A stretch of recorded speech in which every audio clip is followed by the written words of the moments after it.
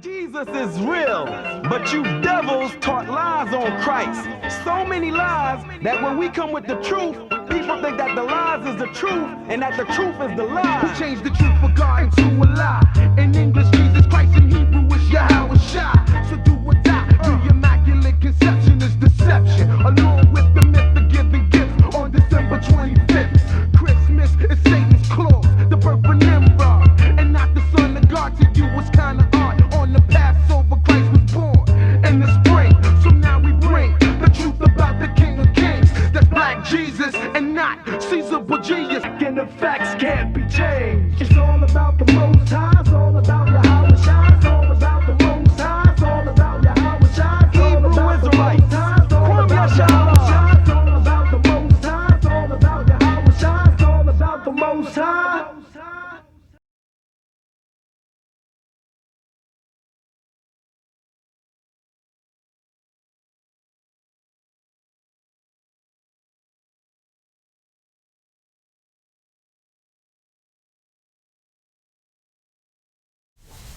Shalom Israel. Shalom! Shalom everybody online. Welcome back to another live class with the Israelite School of Biblical History and Practical Knowledge. We're located at 8524 South Braeswood Boulevard, Houston, Texas, 77071.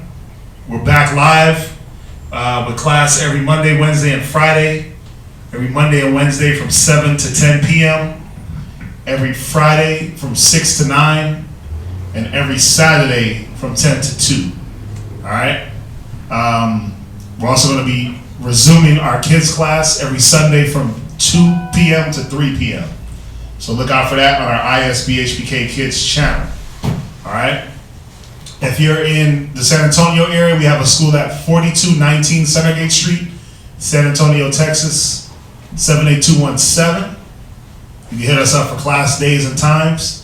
Also, if you're in the Albuquerque, New Mexico area, we have a school opening up on the 1st of May at 7710 Menual Boulevard, Northeast, Albuquerque, New Mexico, 87110. All right, class times and days are TBA, to be announced. As soon as I get that, we'll get the word out. But May 1st, look out for that if you're in Albuquerque. Brothers are opening up another school out there, or getting a new building, excuse me.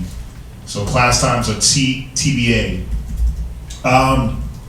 Passover, we had it, we did it.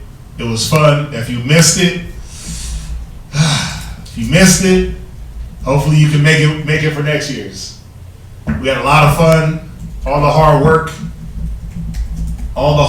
for like the last 6 months that brothers and sisters have been putting in. All the donations. We just want to say Tawada for everybody that helped make it happen. Everybody that showed up and kept it positive and had a good time. Tawada for the positivity. And man, like I said, if you missed it, hopefully you can be there next year. It was fun. A lot of brothers came from out of town, sisters came from out of town, families. Got to meet, Dave Rogers, Mustafa, his family. And that was all good. It was good. It was good to meet brothers and sisters from offline. Good to get the San Antonio camp, the Albuquerque camp. Good to get everybody together in one building. So yeah, it was a lot of fun. It was a lot of fun, man. It was that's the day. The garments were on point. The food was on point. The drinks, everything was on point that day. All right, so again, if you didn't make it, it's all good. We'll see you next year. All right. Yeah, it was a good time. It was a real good time. Reminder, you're checking us out here live on ISBHPK or live on YouTube under Israelite School of Biblical History and Practical Knowledge. Okay? The brothers, Kazakia, Zion, they have made it to Virginia safe. Okay? So they're going to start getting things rolling out there pretty soon. You can look out for them. You can add, it's ISBHPK Norfolk, Virginia. That's their YouTube that they're going to be broadcasting from. So you can add that if you like. And basically, it's going to be 7 days of class, man. 7 days per week. Let me see. I know he updated it. He updated the name. It is, here it is. That's Guatemala. ISBHPK. Let's see. There it is. Yeah, ISBHPK Norfolk, Virginia class. All right. Nobody says Norfolk right. I don't know how to. Norfolk. Right, Norfolk. So yeah, look out for that. They'll be broadcasting live on that here pretty soon. So make sure you add that channel. You can add the ISBHPK Kids channel. You can add the 5 Minutes of Wisdom channel. You can also add, what else is there? ISBHPK. Look out for the Hidden Truth Cable Show every Tuesday at 8:30, live on Comcast Local Channel 17. You can stream it live on hmstv.org. Okay, that's every Tuesday, but that's going to be switching over to every Saturday at 8:30 p.m. All right, so look out for that. Make sure you like, share, subscribe to all the channels. I know it's a lot, but gotta get the work out. Gotta get the word out. If you'd like to reach a teacher, you can reach Priest Kazakia at 281-707-2737. Excuse me. You can reach me at 303-557-8979. Please text only during class. Look out for the Hidden Truth Cable Show. Please text only during class.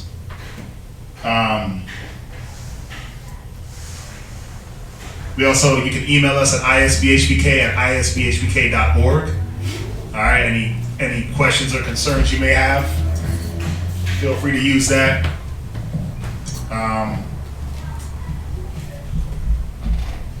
If there's any donations, Israelware is back taking orders. So if you need any garments made, you saw anything from the Passover that you want, the Passover garments was on fleek. If you see any of the photos and you see a Passover garment that you want, hit them up. They'll remake it. They'll recreate it. Took a lot of work. That's why I'm laughing. I'm like, they were hammering in studs basically on the way up to the Passover. So took a lot of work. But yeah, if you see something you like, they can redo it for you. Or whatever garment. All right, hit them up. Go to Facebook, search Israelware, 2 words. Okay, and they can get that going for you. Any donations you want to give? The brother Dave Rogers sent down when he came. He brought some books, Zondervan, some what else we got? Zondervan, Josephus. So if you'd like to donate any books, you can mail them to the school at 8524 South Braeswood Boulevard, or the 4219 Centergate Street, or the 7710 Manial Boulevard. MENAUL Boulevard Northeast, Albuquerque, New Mexico 87110. All right, and obviously when we get established out in Virginia, get the school, everything going, we'll get all that information out. But brothers are out in Virginia. They just got there earlier today, so it's moving. It's moving. Any donations, monetary? The Wells Fargo, as well as the Google Wallet information will be on the screen. All right, so you can send any donations you want to send. Anybody that vowed for the school vow, that's coming up to help pay the rent, the lights. That's approaching, so you want to get that in. Okay. What did I miss?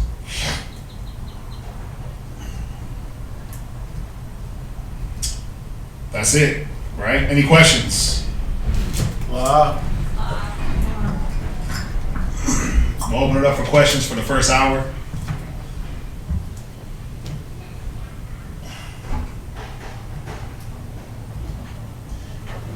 Yeah, make sure y'all share the link. Okay.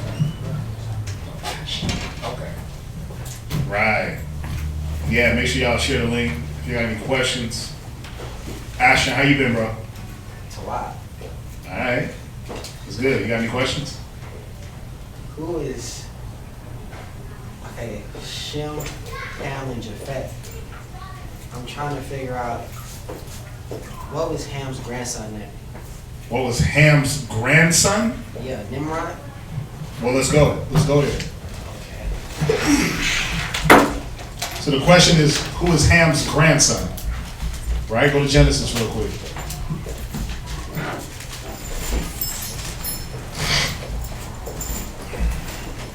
Genesis 10.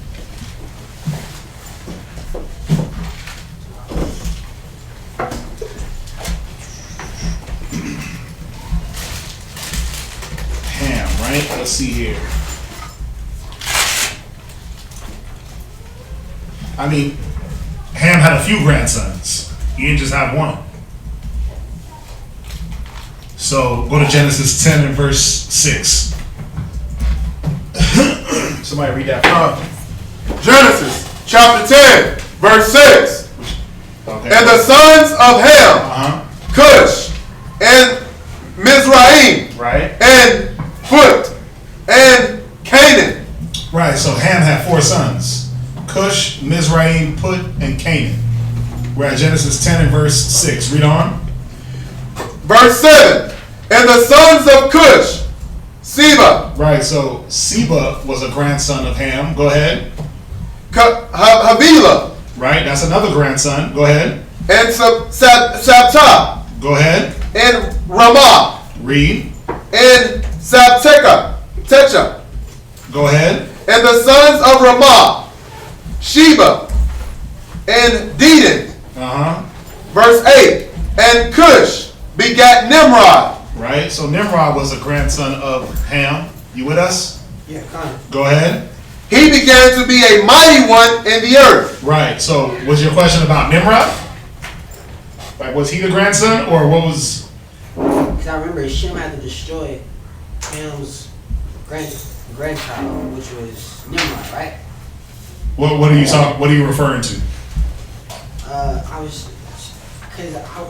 reading this book that talked about how Ham stole the garments from Noah, and then Ham passed the garments down to his son, and then his son's son had did something to where Shem had to come down to destroy his grandson. Well, what book were you reading? Was it the Bible? It was a novel. It was I think it was called The Sounds of War or The Seed of War. Okay. Yeah, because for me, that doesn't ring a bell scripturally. Okay. So you got to remember that a lot of these books and novels, go to Isaiah. A lot of these books and novels, a lot of them don't line up with the Bible. Because it doesn't go into Shem, in the scriptures, it doesn't go into Shem having to destroy a grandson of Cush. It doesn't go, a grandson of Ham. The scriptures don't go into that. Go to Isaiah 8 and 20. Go to Isaiah 29 and 8. Read Isaiah 8 and 20. We gotta always remember this. We gotta always remember this, because what'll happen is you'll read these novels, you'll read these Book of Enochs and books of the Dead Sea Scrolls and Book of Adam and Eve, Book of Jubilees. We'll read these books, and if you're not able to decipher what is scripture from what is just that, a novel or a comic, then that's where the confusion comes in. Read Isaiah 8 and 20. Isaiah chapter 8, verse 20. To the law and to the testimony, if they speak not according to this word, right, it is because there is no light in them. Right. You see that? It said if it speak not according to this word. Now, what you were saying from that novel, that doesn't correlate with the scriptures. So what does it say about them if they don't speak according to the word? It is because there is no light in them. Right. There's no light. There's no wisdom in these books. Go to Isaiah 29 Oh, 28 and 9, excuse me. Come. Isaiah chapter 28, verse 9. No. What am I looking for?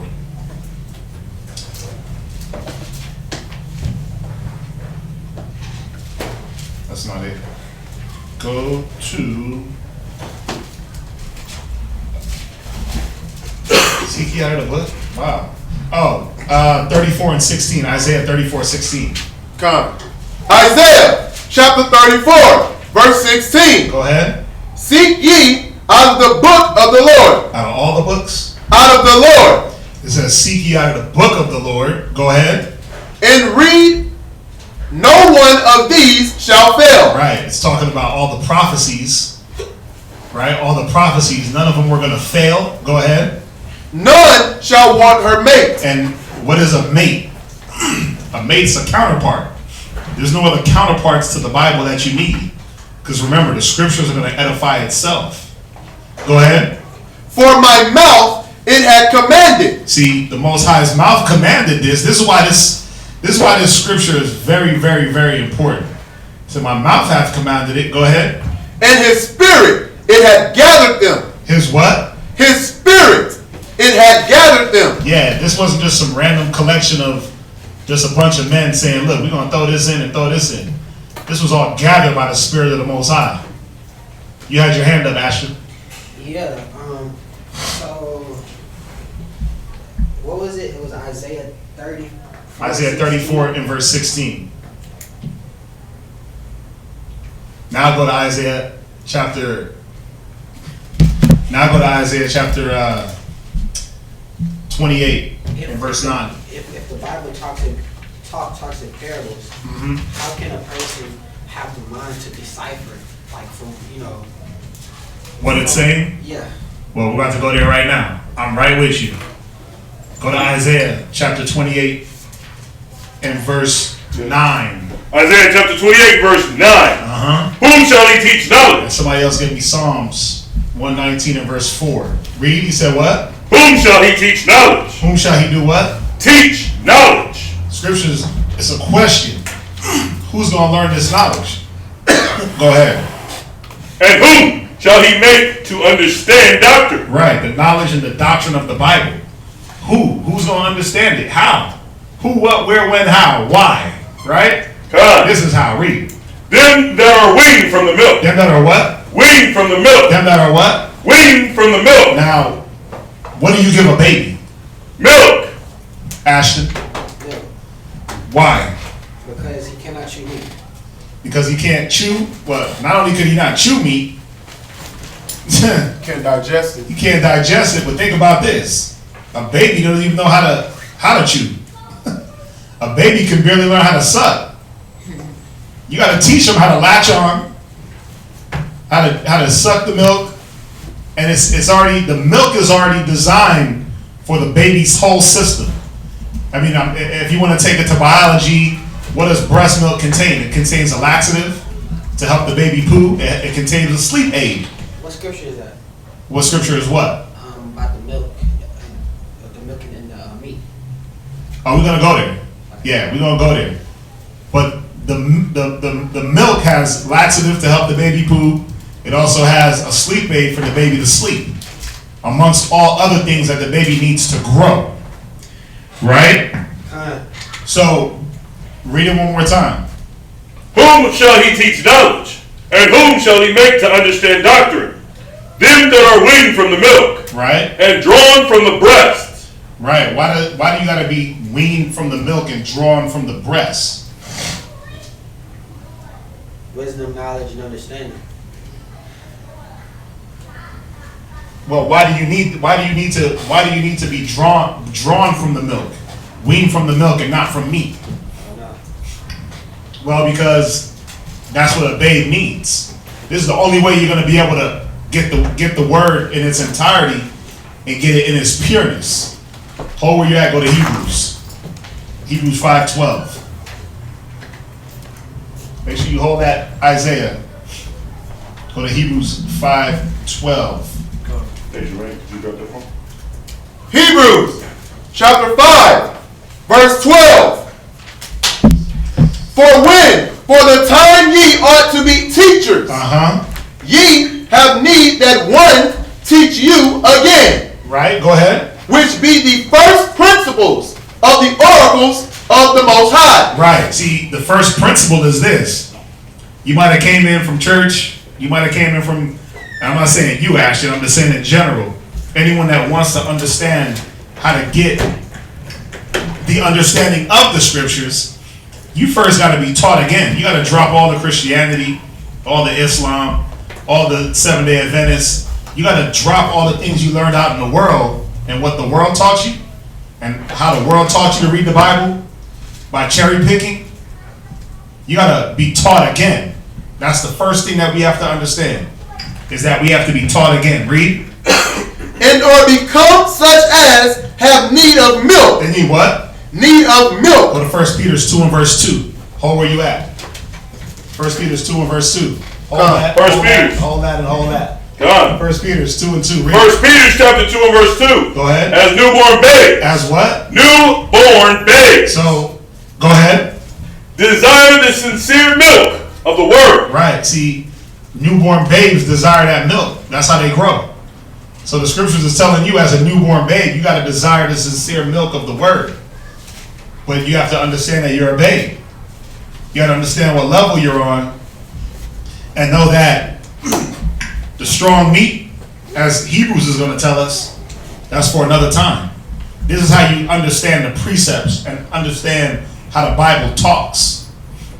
Go ahead. That ye may grow thereby. That what might happen? Ye may grow thereby. This is how one grows, man. This is how you grow properly.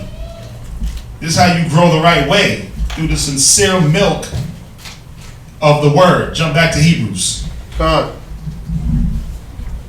Hebrews chapter 6. Chapter 5. Start where you finished off at. Come. And not of strong meat. Go ahead. For everyone that useth milk is unskillful in the word of righteousness. You see that? Everyone that uses milk is unskillful. Why? Is it because you suck at life? No. It's because you're new at something. It doesn't matter what you're on the milk at. You could be at a brand new job. If you're getting trained, that means you're unskillful. You're being trained to get the skill. Go ahead. As Salah. For he is a babe. For he is a what? Babe. Come on. But strong meat belonging to them that are of full age. Right. Now, how do you know if a man is at full age? How do you know if a man is ready for strong meat? Meaty things in the scriptures. Well, it's going to tell us. Read on. Even those who by reason of use have... By reason of what? Of use. Right. Go ahead. Have their senses exercised to discern both good and evil. Right. You know if a man is at full strength or ready for strong meat when he uses his senses and his discernment is correct. Because you can use your senses and still be off. A child uses their senses, right? God. They want to do what? They want to touch everything. They want to taste everything. They want to put everything in their mouth. A grown man knows, okay, let me not touch the fire, it's going to burn me. Let me not put my dirty hands in my mouth that I just roll all over the floor. It's filthy. That's how you know the difference between the aged and a newborn babe. But the aged, they're going to understand the precepts because they allow themselves to get the milk. You got to have the milk first. Jump back to Isaiah. Isaiah chapter 28 verse 10. Read it. For precept must be upon precept. So how do you understand the Bible? Precept must be upon precept. So precept must be upon precept. Right? God. Go ahead. Precept upon precept. Right? Line upon line. Line upon line. Here a little and there a little. Right. So it's telling you how you're going to get the understanding of the Bible. Here a little and there a little. Precept upon precept. So again, I always use the example in Revelations. It said Christ's eyes were as a flame of fire. How do you get the understanding of that, or where do you get the understanding from? God, Genesis chapter 49 and verse 12. Genesis 49 and 12. So I got to jump all the way back into Genesis to understand something that was written in Revelations. That's a precept. Precept upon precept. We can't read it like a novel and get the true understanding. You're not going to read it cover to cover and just, oh, I got it. It doesn't work like that. You got to go through the precepts and link those up and get the understanding of what the Bible is talking about. Because how is the Bible written? In code. What are the 3 ways? Yeah, definitely in code, but what are the 3 codes? Or what are the 3 ways that the Bible's written? Chronological. Parables. Story. Knowledge, wisdom, understanding. It's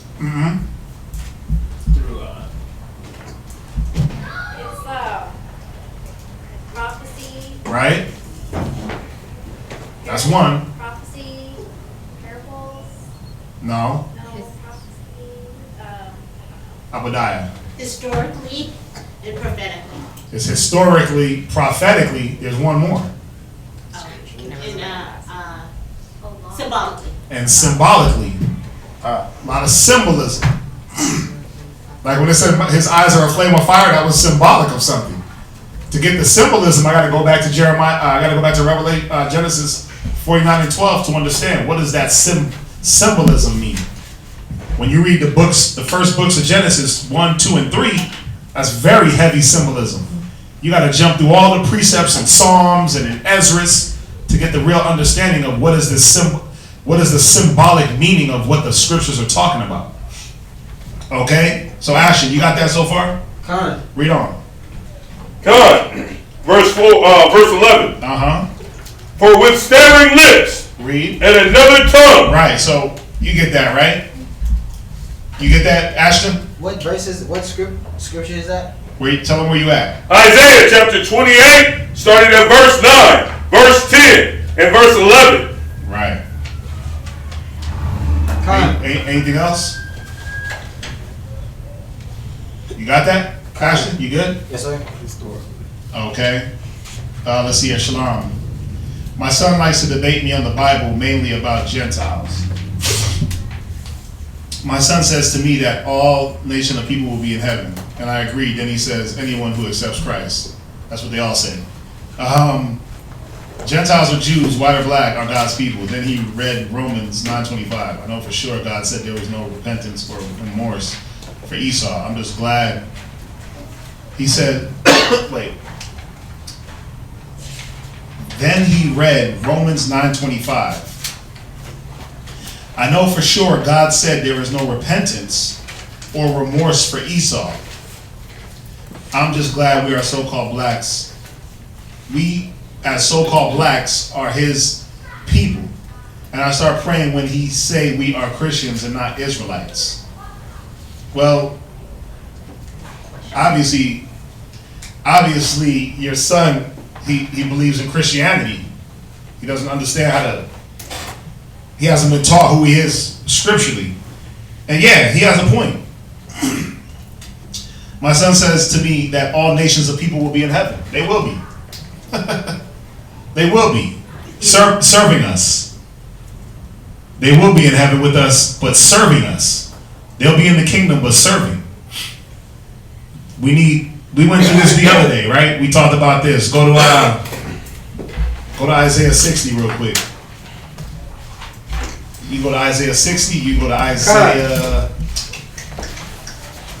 14. I mean, it's all through Isaiah. Right? Read Isaiah 60, and you can start at verse...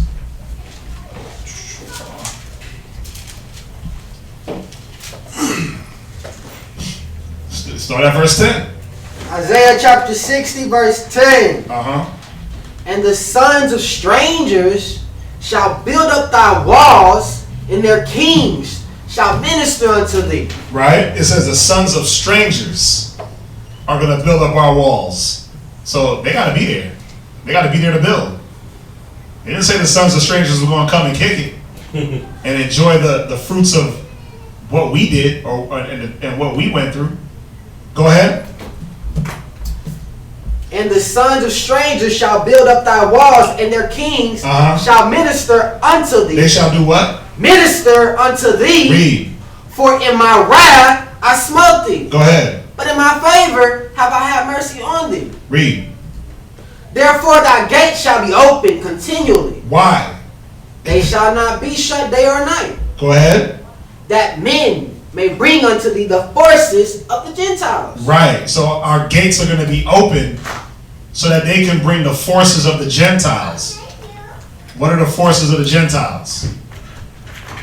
So all their riches, all their wealth. Go ahead. And that their kings may be brought. For the nation and kingdom that will not serve thee shall perish. That would not do what? For the nation and kingdom that will not serve thee shall perish. They're there to do what? That will not serve thee shall perish. See that? They're there to serve us. The nation and kingdom that will not serve thee will perish. Go to Isaiah 14. I mean, I'm not going to get all deep into this. We talked about this like last week or 2 weeks ago. What's that? Is this a question or she just made a statement? Kind of. It was a statement. Okay. Yeah, I don't see any question marks in it. It's more of a statement she was making. Okay. But I'm just giving her some scriptural ammo that she can show her son. I mean, he can't refute Isaiah 60 unless there's no kingdom to come. And he ain't gonna be able to refute. He ain't gonna be able to refute this either. Watch this, Isaiah 14:1. Read. Come. Isaiah chapter 14, verse 1. Come on. For the Most High will have mercy on Jacob, Right. and will yet choose Israel. The world. Israel. Read. And set them in their own land. Right, because we're not in our own land right now. Come on. And the strangers shall be joined with them. Right, and we know that strangers are going to be joined with us. Right? They're going to cleave onto him. That is a Jew. The skirt of him, that is a Jew. Go ahead. And they shall cleave to the house of Jacob. Now, check this out. Look, what's going to happen with these strangers? Are they going to go into the kingdom and sing Kumbaya and kick it and get all the luxurious luxuries? Read. And the people shall take them, Right? and bring them to their place. Come on. And the house of Israel Come on. shall possess them. We shall do what? Possess them. Hang out with them. Possess them. Now, when you speak in this terms of possessing another human, that's slavery. That's slavery. Okay? If I say I have ownership on this man, and he's a grown man, that's slavery.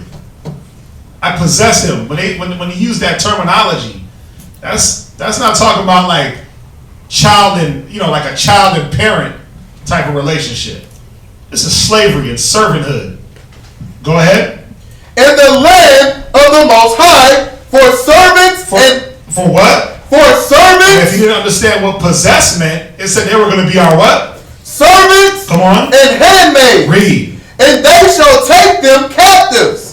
And they shall do what? Take them captives. Go ahead. Whose captives they were. It said they're going to take them captives who captives they were.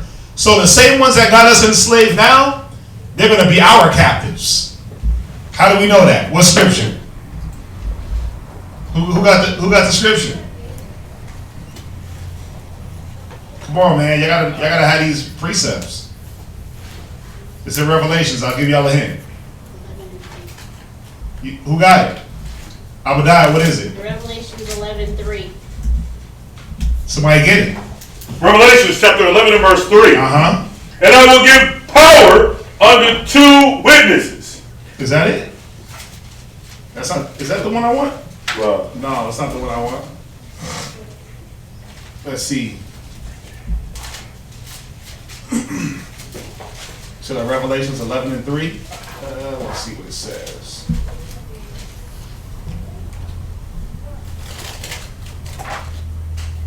No, not that one. The one I want is, go to Revelations 13 and verse 9. Come. Revelations 13:9. Read it, Ariel. Revelation chapter 13 and verse 9. If any man have an ear, let him hear. Come on. He that leadeth into captivity, He that does what? leadeth into captivity. So if you had it twisted and didn't understand that anyone that's led a people into captivity, go ahead. He He that leadeth into captivity shall go into captivity. Yeah, so the white man, all the Ethiopians, all the Middle Easterners, Revelation chapter 13 and verse 9.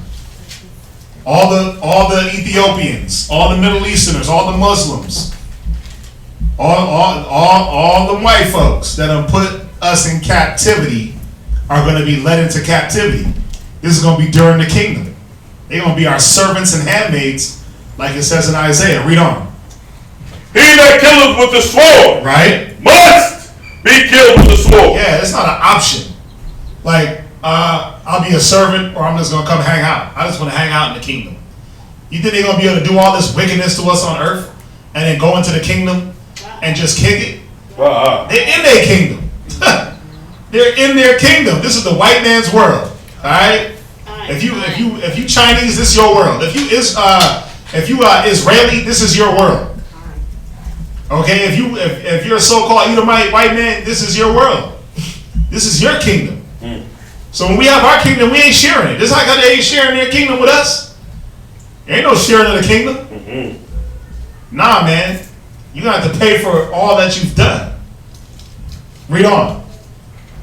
Here is the patience. And this is the patience. This is what we sit and wait for. Come on. And the faith of the saints. And this is our faith, man. We know. We believe this. This is going to happen. Jump back to Isaiah 14. Finish it up. Come. Isaiah chapter 14. And they shall rule. Oh, Salah. Where'd you end off at? 14 and 2.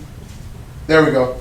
And they shall take them captives, whose captives they were. Right. And they shall rule over their oppressors. They shall do what? Rule over their oppressors. Yeah, so the white man is the one that's oppressing us now.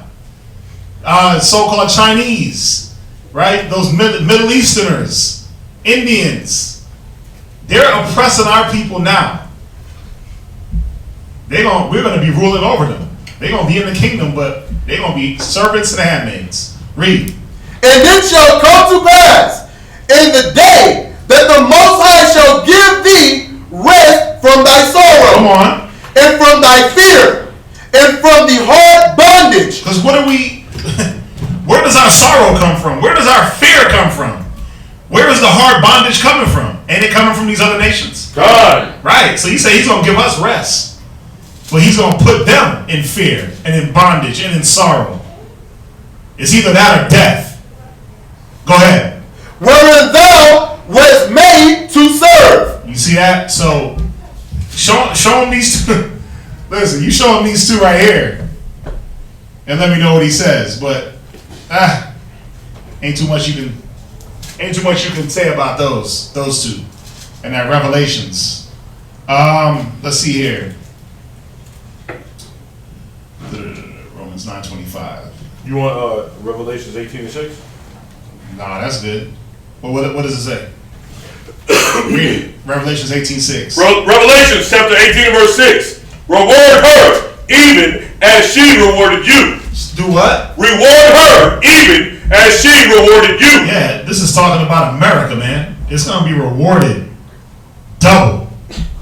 Read. And double unto her. So double. What you do is look at all the atrocities through this 450 years of slavery that they put us through. And we haven't even really seen the half. They show you what they show you on TV, but calculate all the hangings, all the lynchings, all the water hoses and sticking canines on us and burning down churches. It said do what? And double unto her, double according to her works. You see that? America's going to get double. Double what it did to us. Double the captivity. It's going to be double, man. But it's going to be done in righteousness. Is that it? Go ahead. In the cup which ye have filled to her double. Go ahead. That's it. Yeah, it's going to be double. Like I said, just think about all the killing of this innocent black kids just in the last 2 years. All the police shootings, all the police killings. Just think about that. That's just one side of the spectrum. Let's go all the way into back in the 1500s when slavery was really popping. 1600s when it came to America and they was really getting it. Now we ain't gonna be doing all the homosexuality that they was doing. We ain't doing that. Raping men, and we're not doing all that. But the scriptures say reward her double. So that's what the nations got coming to them. They will be in the kingdom, but they're gonna be, like the scriptures say, our possessions for handmaids and servants. Okay? Yes, you're right. He's still in Christianity. His website name is Christianity. I'm so proud of him because he loved the Lord. God, Isaiah 14 is a good scripture verse to share with him. My son will not watch no videos that speak about Hebrew Israelites. He says it's another doctrine, a false doctrine. I'm praying to the Father. Yeah, and that's all you can do. You can't force him. All you can do is pray that the Most High opens up his understanding. That's it. All you can pray is that the Most High opens up his understanding before it's too late. Speaking his heart. And to his brothers. Sometimes they make fun of me, walk away, or tell me to stop, or they're leaving. But I thank God for his Holy Spirit and prophets. Yeah, you gotta remember, you can't force them. You can't force the truth on anybody. You can't make anybody grow. Go to real quick, just on that. Go to Corinthians. Go to 1 Corinthians. Man. Need some water? No, I'm good. Weird.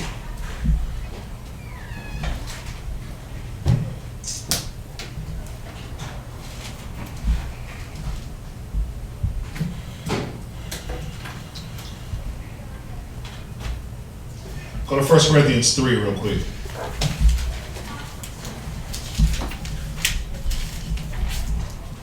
God.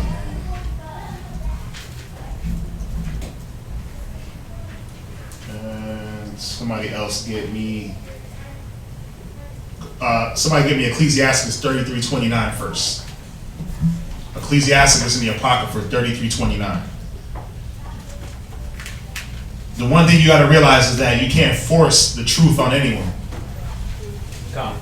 All you can really do is be an example of what you talk and what you believe.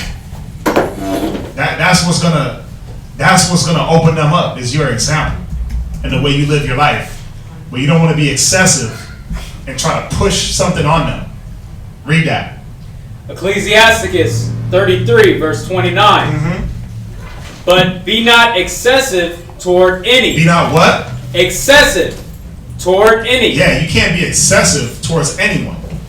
You can't push the truth on anyone. The scriptures say, force not the course of the river. Why? Because our job is just to be tools for the Most High to use. We can't convert no one. We can't indoctrinate anyone or convert, or all we can do is just, like the scriptures say, through the foolishness of preaching.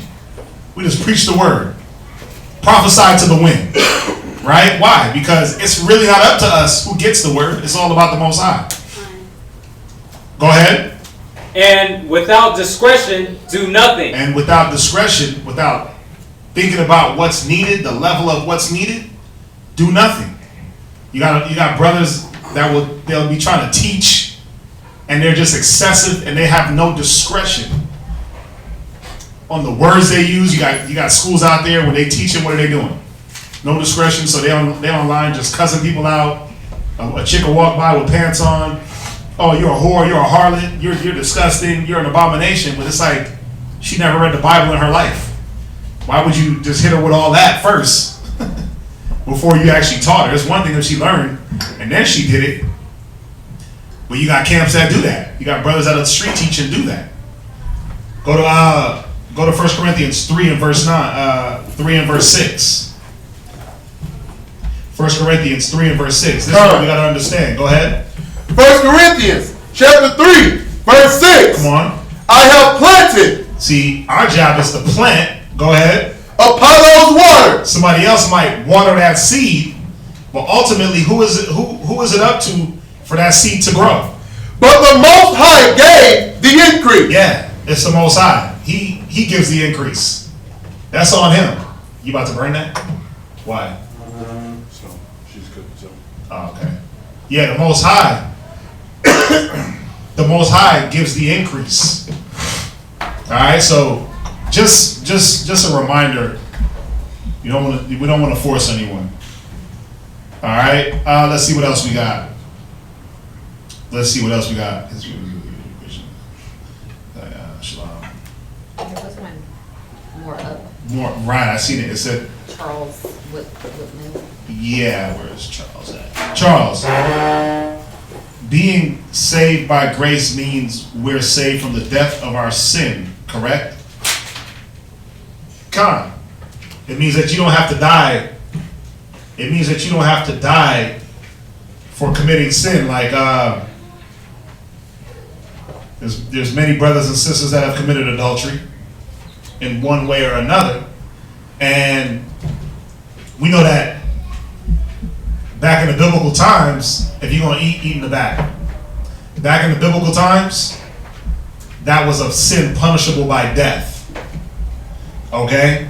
So we know that grace, the Most High gave us grace so that we wouldn't have to die. Go to Titus. Go to Titus 2 real quick. And then, well, this is the question: do we abuse the grace? Are we supposed to abuse and I got grace, so I'm good. I just do what I want. I ain't gonna die, so I'm gonna keep eating that pork. I ain't gonna die. Does it work like that? Because will you not die from eating pork? Con. So what is grace really intended to do?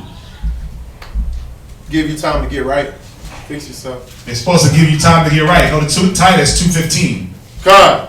Titus chapter 2, verse 15. Go ahead. These things speak and exhort. Titus. Is it 11? Titus 2 and 11. Go ahead, read that. For the grace of the Most High. That's it. That bringeth. Titus 2 and 11. Salakia. Go ahead, read. Titus chapter 2:11. For the grace of the Most High that bringeth salvation. You see that? So the grace does bring salvation. Because now I'm not dying on the first offense. I have the opportunity to be saved. I have the opportunity to repent.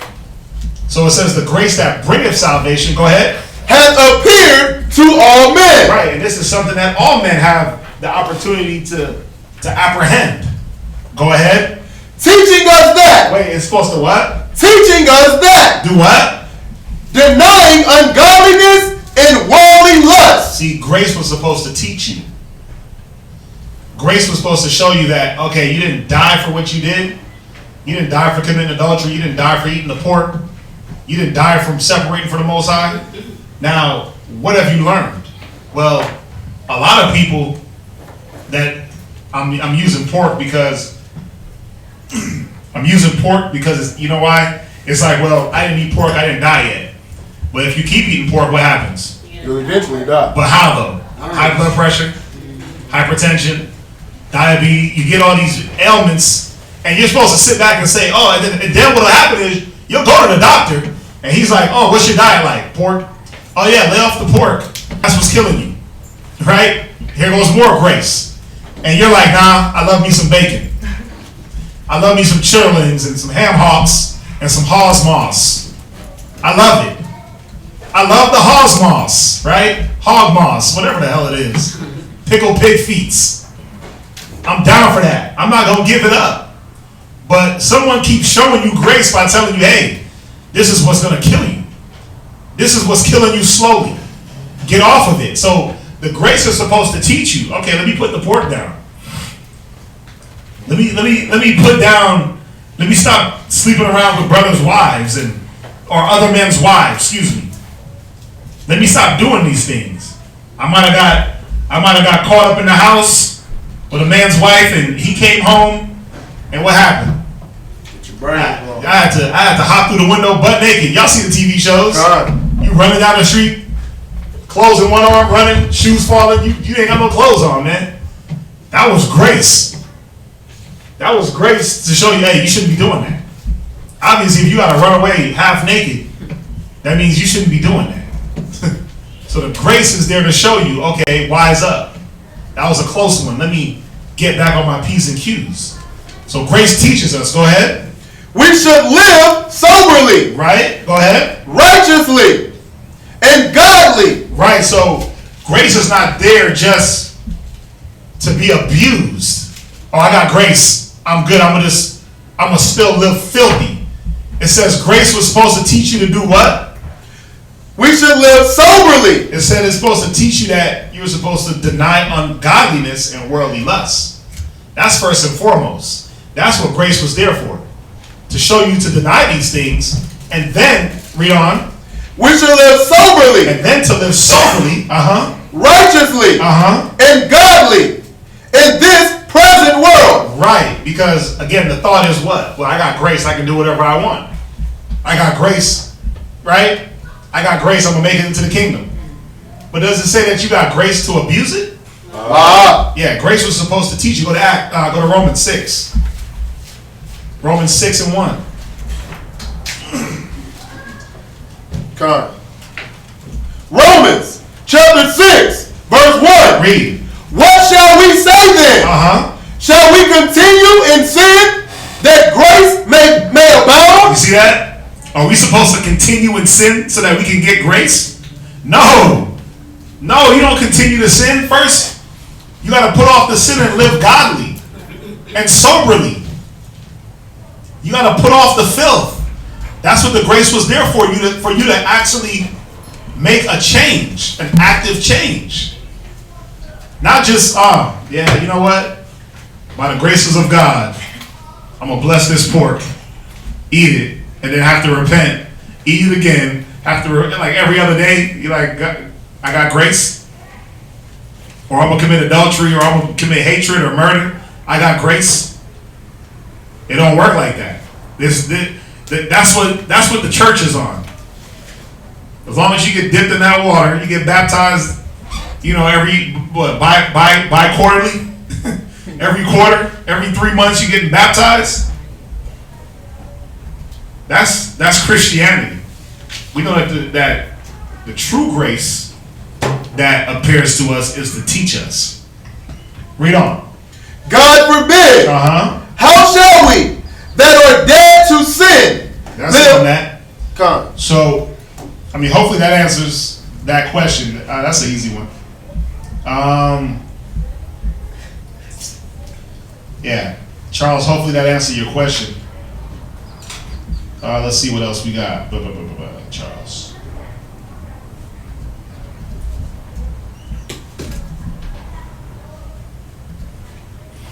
Yes, you're right. He's still a Christian. Oh, I read that. Okay. Let's see here.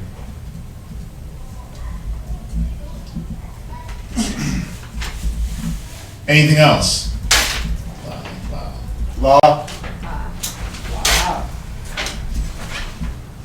Okay. We can get into the class then. Yes, we can. All right, we're gonna get into the class. If you got any other questions off the topic, just hold them. Hold them. You can title this one, "Think Before You Speak." Think before you speak. Huh? What about think before you move? No, it's think before you speak. Yeah. Think before you speak. Somebody give me James. Somebody give me James 3 and 5. And what we're going to deal with today, who knows what we're going to deal with? Thinking before you speak. I mean, the title kind of gives it away, but what are we going to be talking about? Deciphering. Deciphering what? What do you mean? Just having the spirit to decipher those thoughts. Well, it's think before you speak. So, kind of, but no. Abadiah. I was thinking just Right? Discretion of what? The tongue. Of the what? The tongue. Right. That blabbermouth that some of us got. Right? Kind. That you say things with your mouth, but the actions don't add up. Type of talk. Right? Ain't that Israel?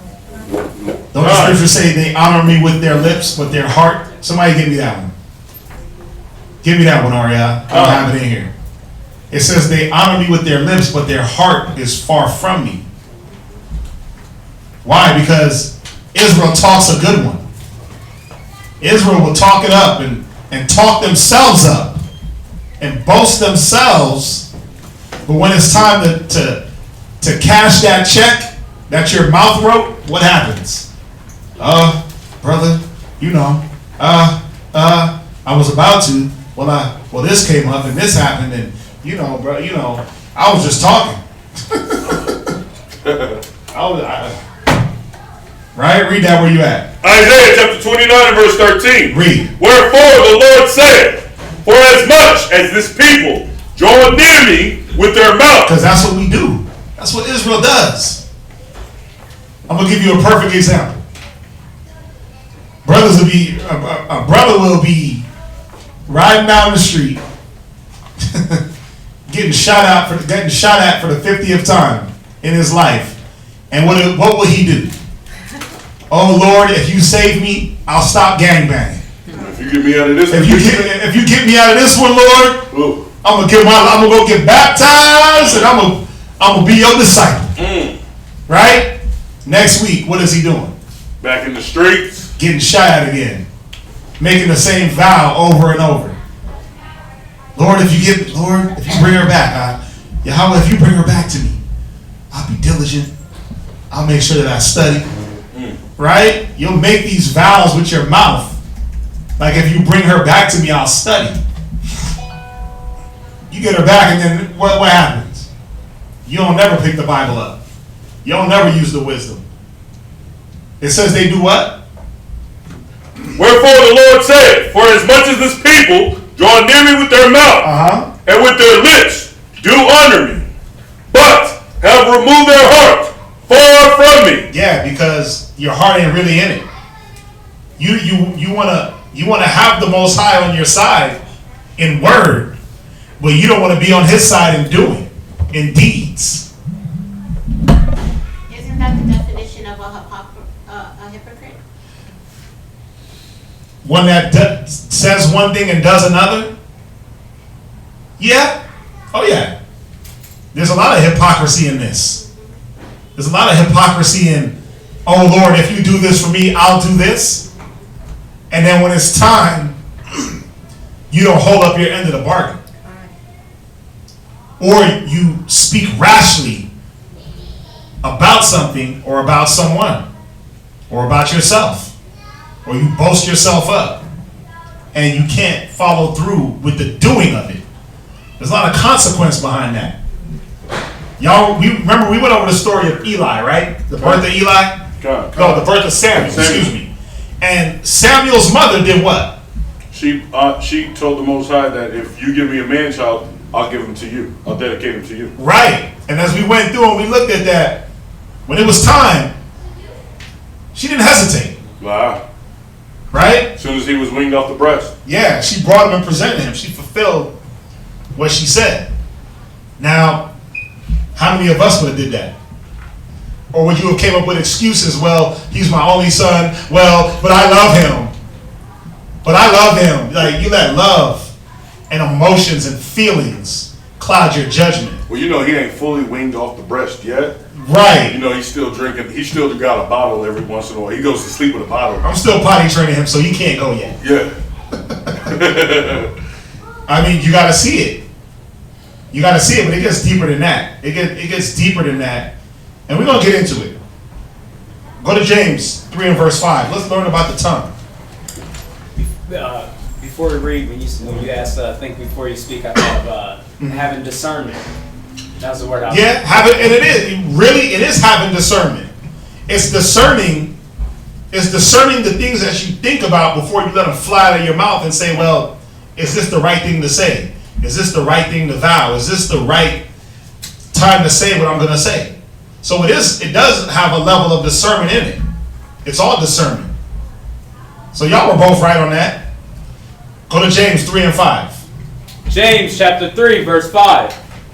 Even so, the tongue is a little member. Go ahead. And boasteth great things. Wait, what does the tongue do? Boasteth great things. Yeah, this little old thing in your head will boast great things. And that boasting, a lot of times that's what gets us in trouble. Go ahead. Behold, how great a matter a little fire kindleth. Yeah, how great a matter a little fire kindleth. This little tongue. Think about it, man. Think about when you had when you talked bad about a person and it was, or you talked ill on a person, or you got involved in a rumor, and rumors, they say they spread like what? Wildfire. Yeah. But where does rumors come from? A little member, the tongue. Go ahead. And the tongue is a fire. The tongue is a what? A fire. Yeah, and it spits hot flame. Read. A world of iniquity. You see that? God. The tongue is a world of iniquity if not controlled. If there's no discernment behind what is being said. Read. So is the tongue among our members, Go ahead. that it defileth the whole body, Right, read. and setteth on fire the course of nature, and it is set on fire of hell. It is set on fire of what? Of hell. Read verse 7. For every kind of beast, and of birds, and of serpents, and of things in the sea, is tamed, You and see hath that? been All manner of beasts have been tamed. Go ahead.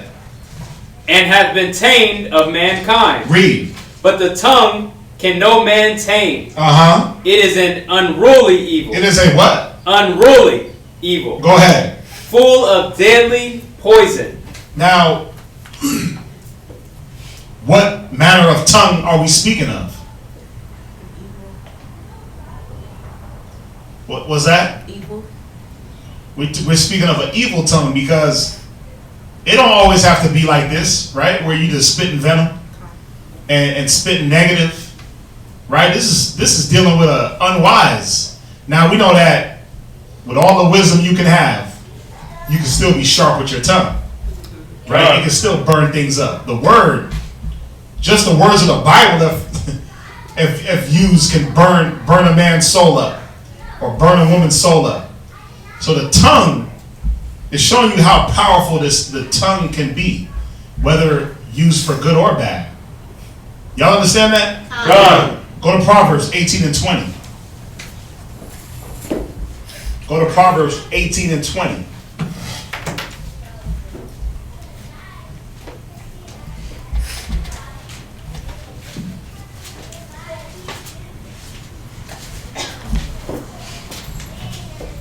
Proverbs 18 and verse 20. Proverbs chapter 18, verse 20. Go ahead.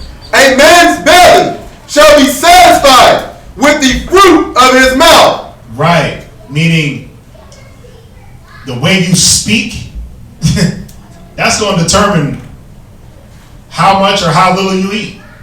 How satisfied that belly is. Think about a man that's a person that's a salesperson. They got to have the gift of gab, right? They got to be able to talk. And you got to be able to sell people when you're using your mouth and using the tongue. And depending on the way and what words you use, that's how you're going to eat. So it's telling us, read it one more time.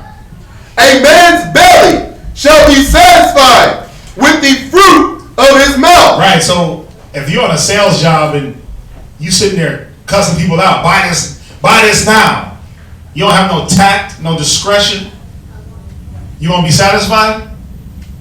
Of course not. You gonna be hungry. You ain't making no sales out there. Ain't nobody buying from you when you talking like that. But if you know how to make people smile and win the love and make it seem like you're not selling, what happens? Usually those are the best salespeople. Oh, I'm just here. I ain't here to sell it. I'm just here making friends, right? So it's letting us know, man. This is how a man's belly is satisfied through the fruits of his mouth.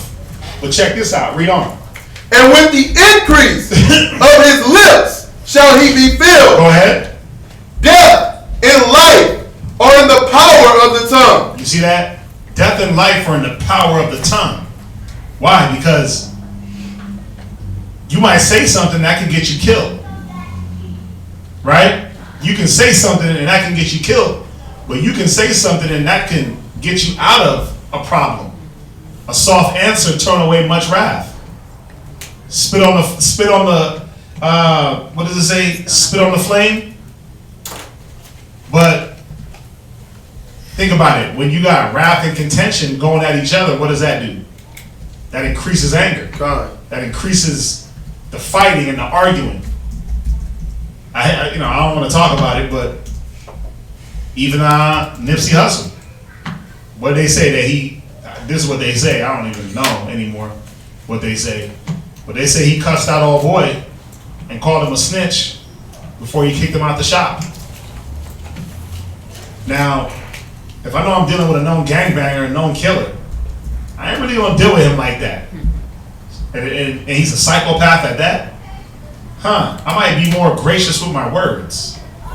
I might be more, like the scriptures say, agree with thy adversaries quickly whilst you are in the way.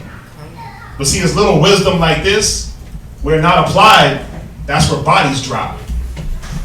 That's where men get killed in the street. It's funny, I was driving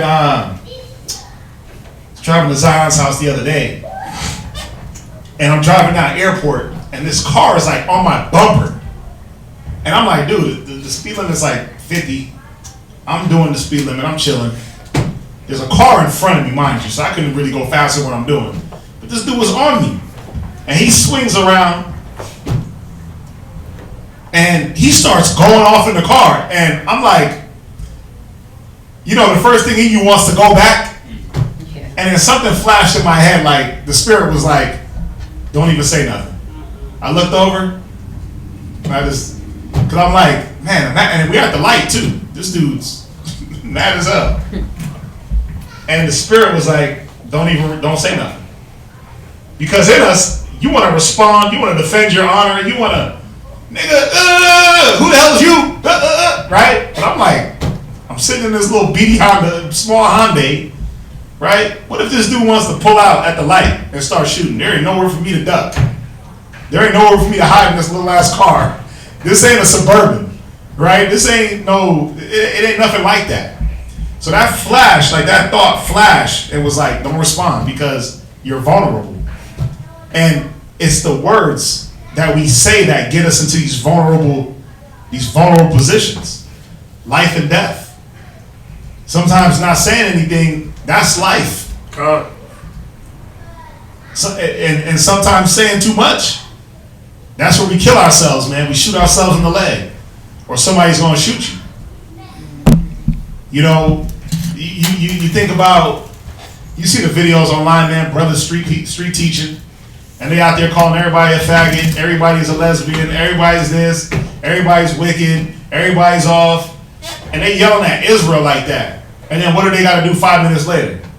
They got to knock somebody out because they mason them, or they got to punch somebody in the face. And I'm talking about brothers that are teaching. They got to defend themselves. Why? Because the wordage, the words that they use, that they throw out at people, it's like you call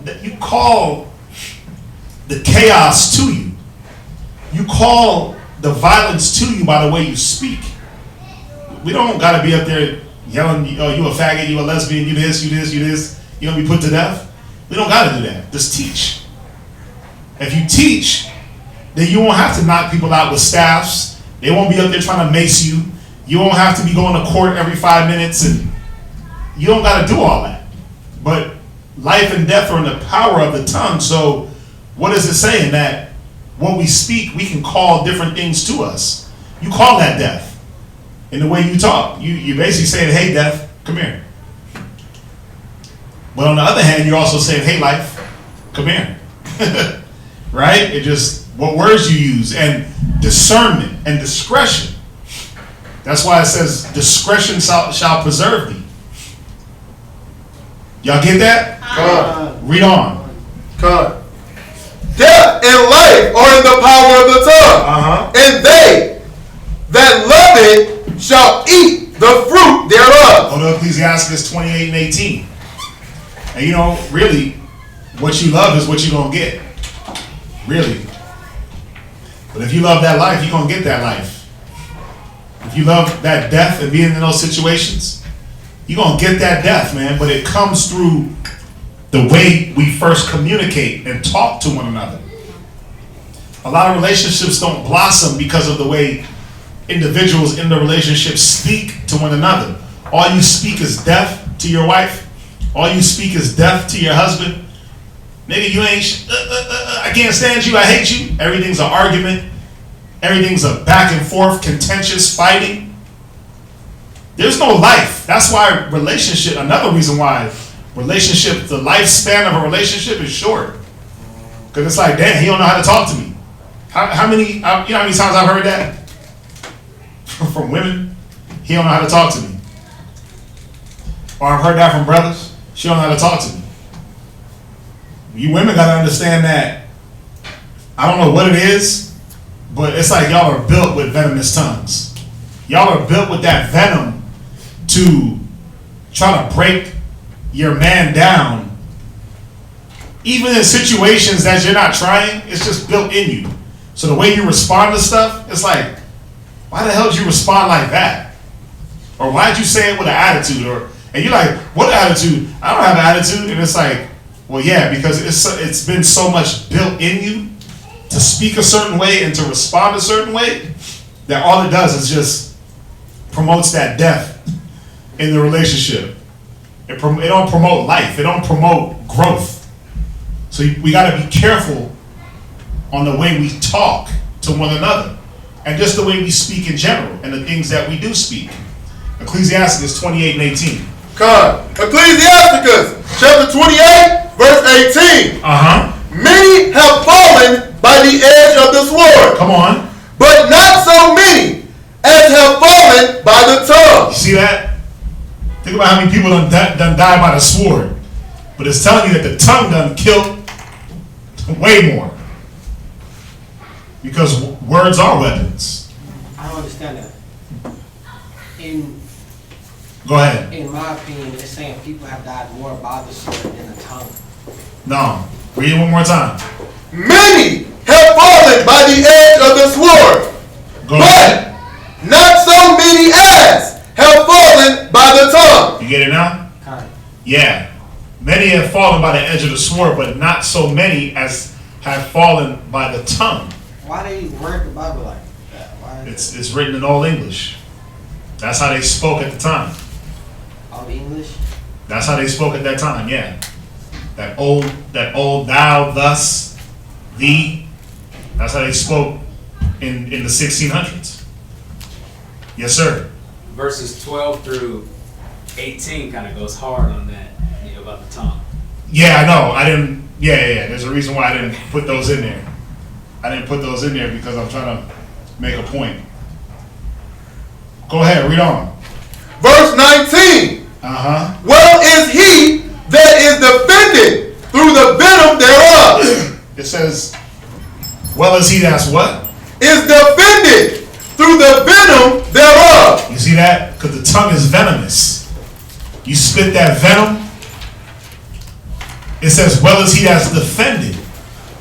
What's going to defend a man? It's going to be the wisdom, the knowledge, the understanding. It's going to be simple things like a soft answer, turn away wrath. Agree with your adversary quickly whilst you're in the way. It's those simple principles that defend you from a venomous tongue. Go ahead. Who has not drawn the yoke thereof. Come on.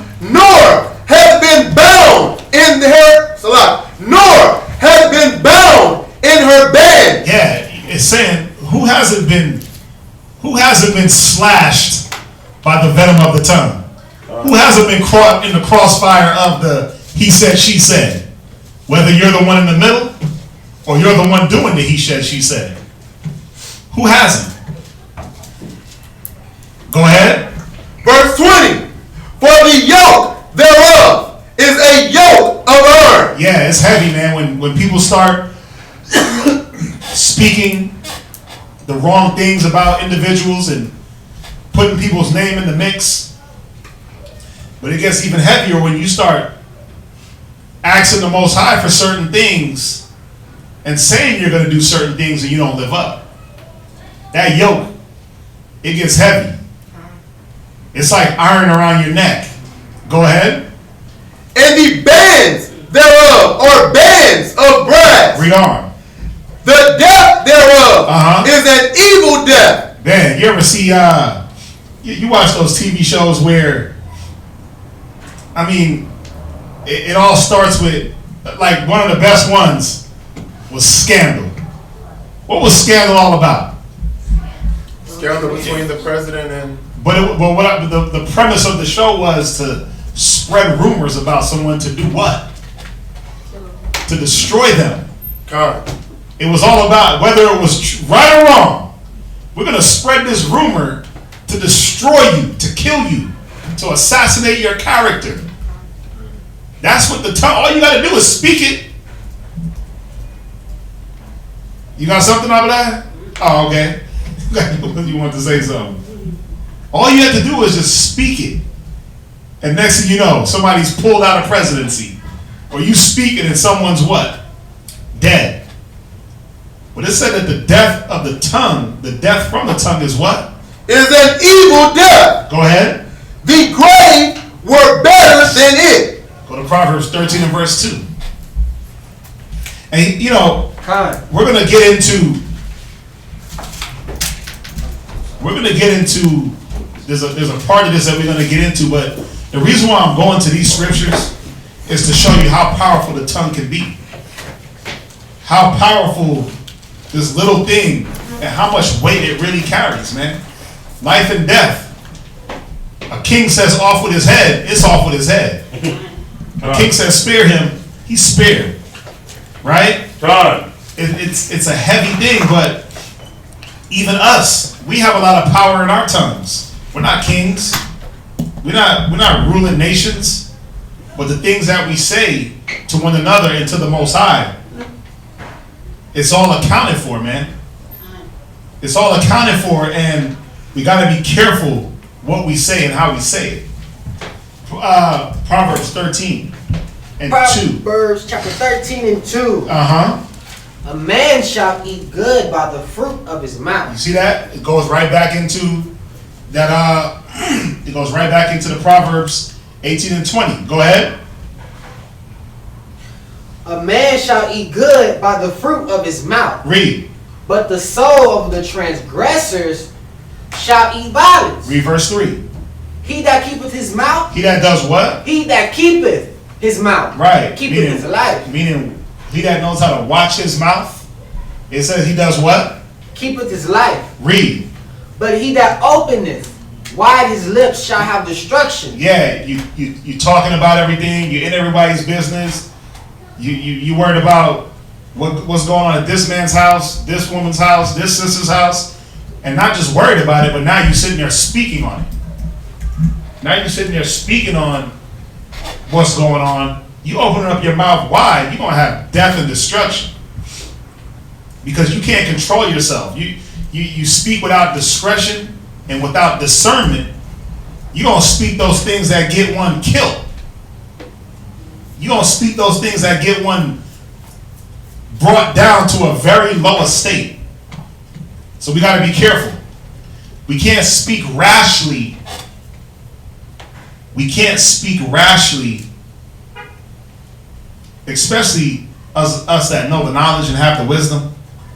The Most High, man, come on. Everything's about discretion and counting the cost, right? He doesn't take lightly a man that speaks rashly and boasts himself above his measure. Because he that what's the scripture? It says a man that thinketh himself to be something when he's nothing. Right? Give me that one. Somebody else go to Ecclesiastes 5 and verse 1. Y'all with me so far? Come on. Ecclesiastes 5 and verse 1. Come on. Ecclesiastes, Salakia, in the Bible, 5 and verse 1. Come on. Ecclesiastes 5 verse 1. Come on. Keep thy foot when thou goest to the house of the Most High. Yeah, you better watch your step. You better watch your step. You really better watch your mouth. Go ahead. And be more ready to hear. Be more ready to do what? To hear. And this be the problem. This be the problem with brothers and sisters, man, in all realms and all arenas. You're not ready to hear. You're ready to open your mouth wide. You're ready to talk. You're ready to give your opinion. You're what my mama and them said. You sound like Bobby Boucher. But my mama, but my auntie and them, but my grandmama and them, but the nigga down the block and them, it said be what? Be more ready to hear. We gotta get better at being ready to listen than to just offer up some foolish babbling words that you're gonna be held accountable for what you said. Go ahead. Then to give the sacrifice of fools. What is the sacrifice of a fool? Who knows? His mouth. What about his mouth? Proverbs 18 and 20. A man's belly shall be satisfied with the fruit of his mouth. Right, but that's what that's a scripture, but what is the sacrifice? When it says the sacrifice of fools, what is it referring to? What is the sacrifice of a fool?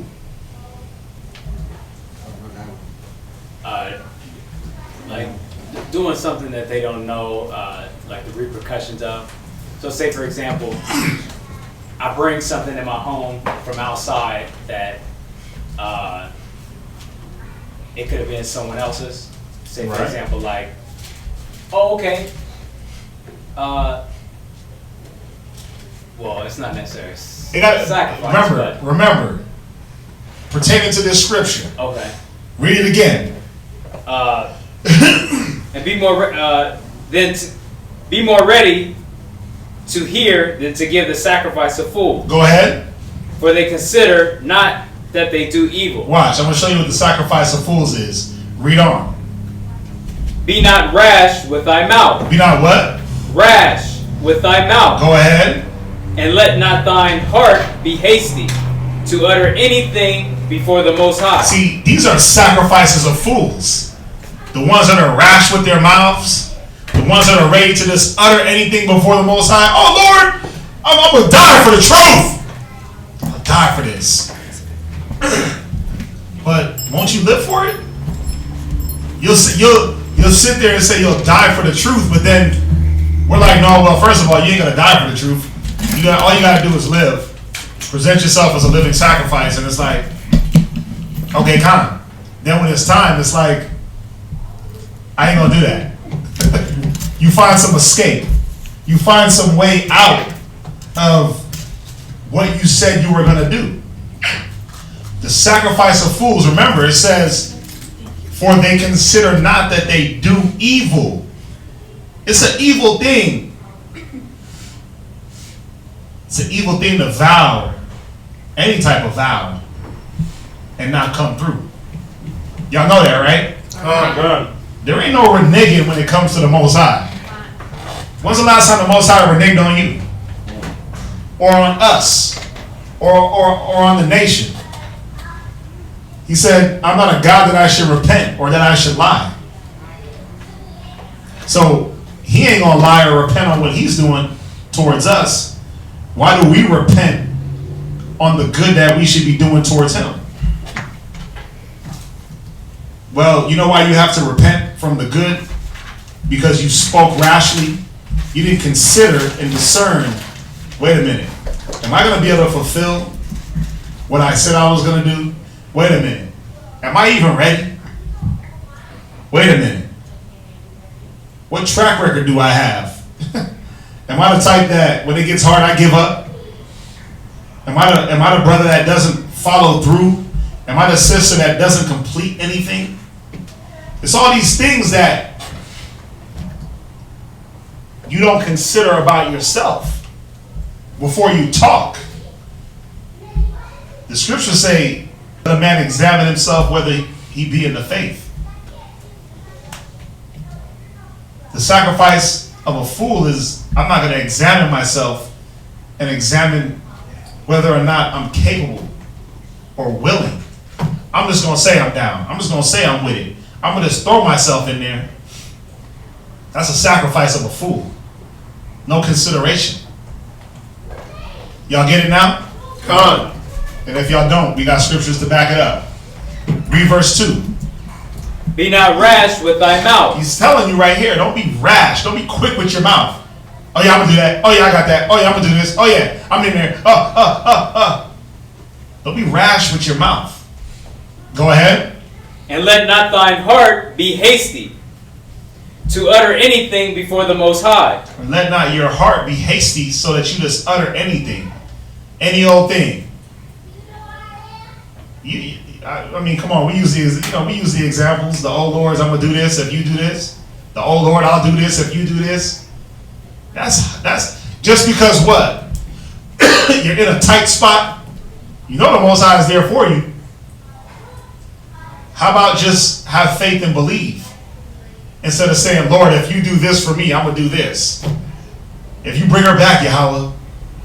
If you bring her back, I'll make sure I come to every class. If you bring her back, I'll make sure I pray every night.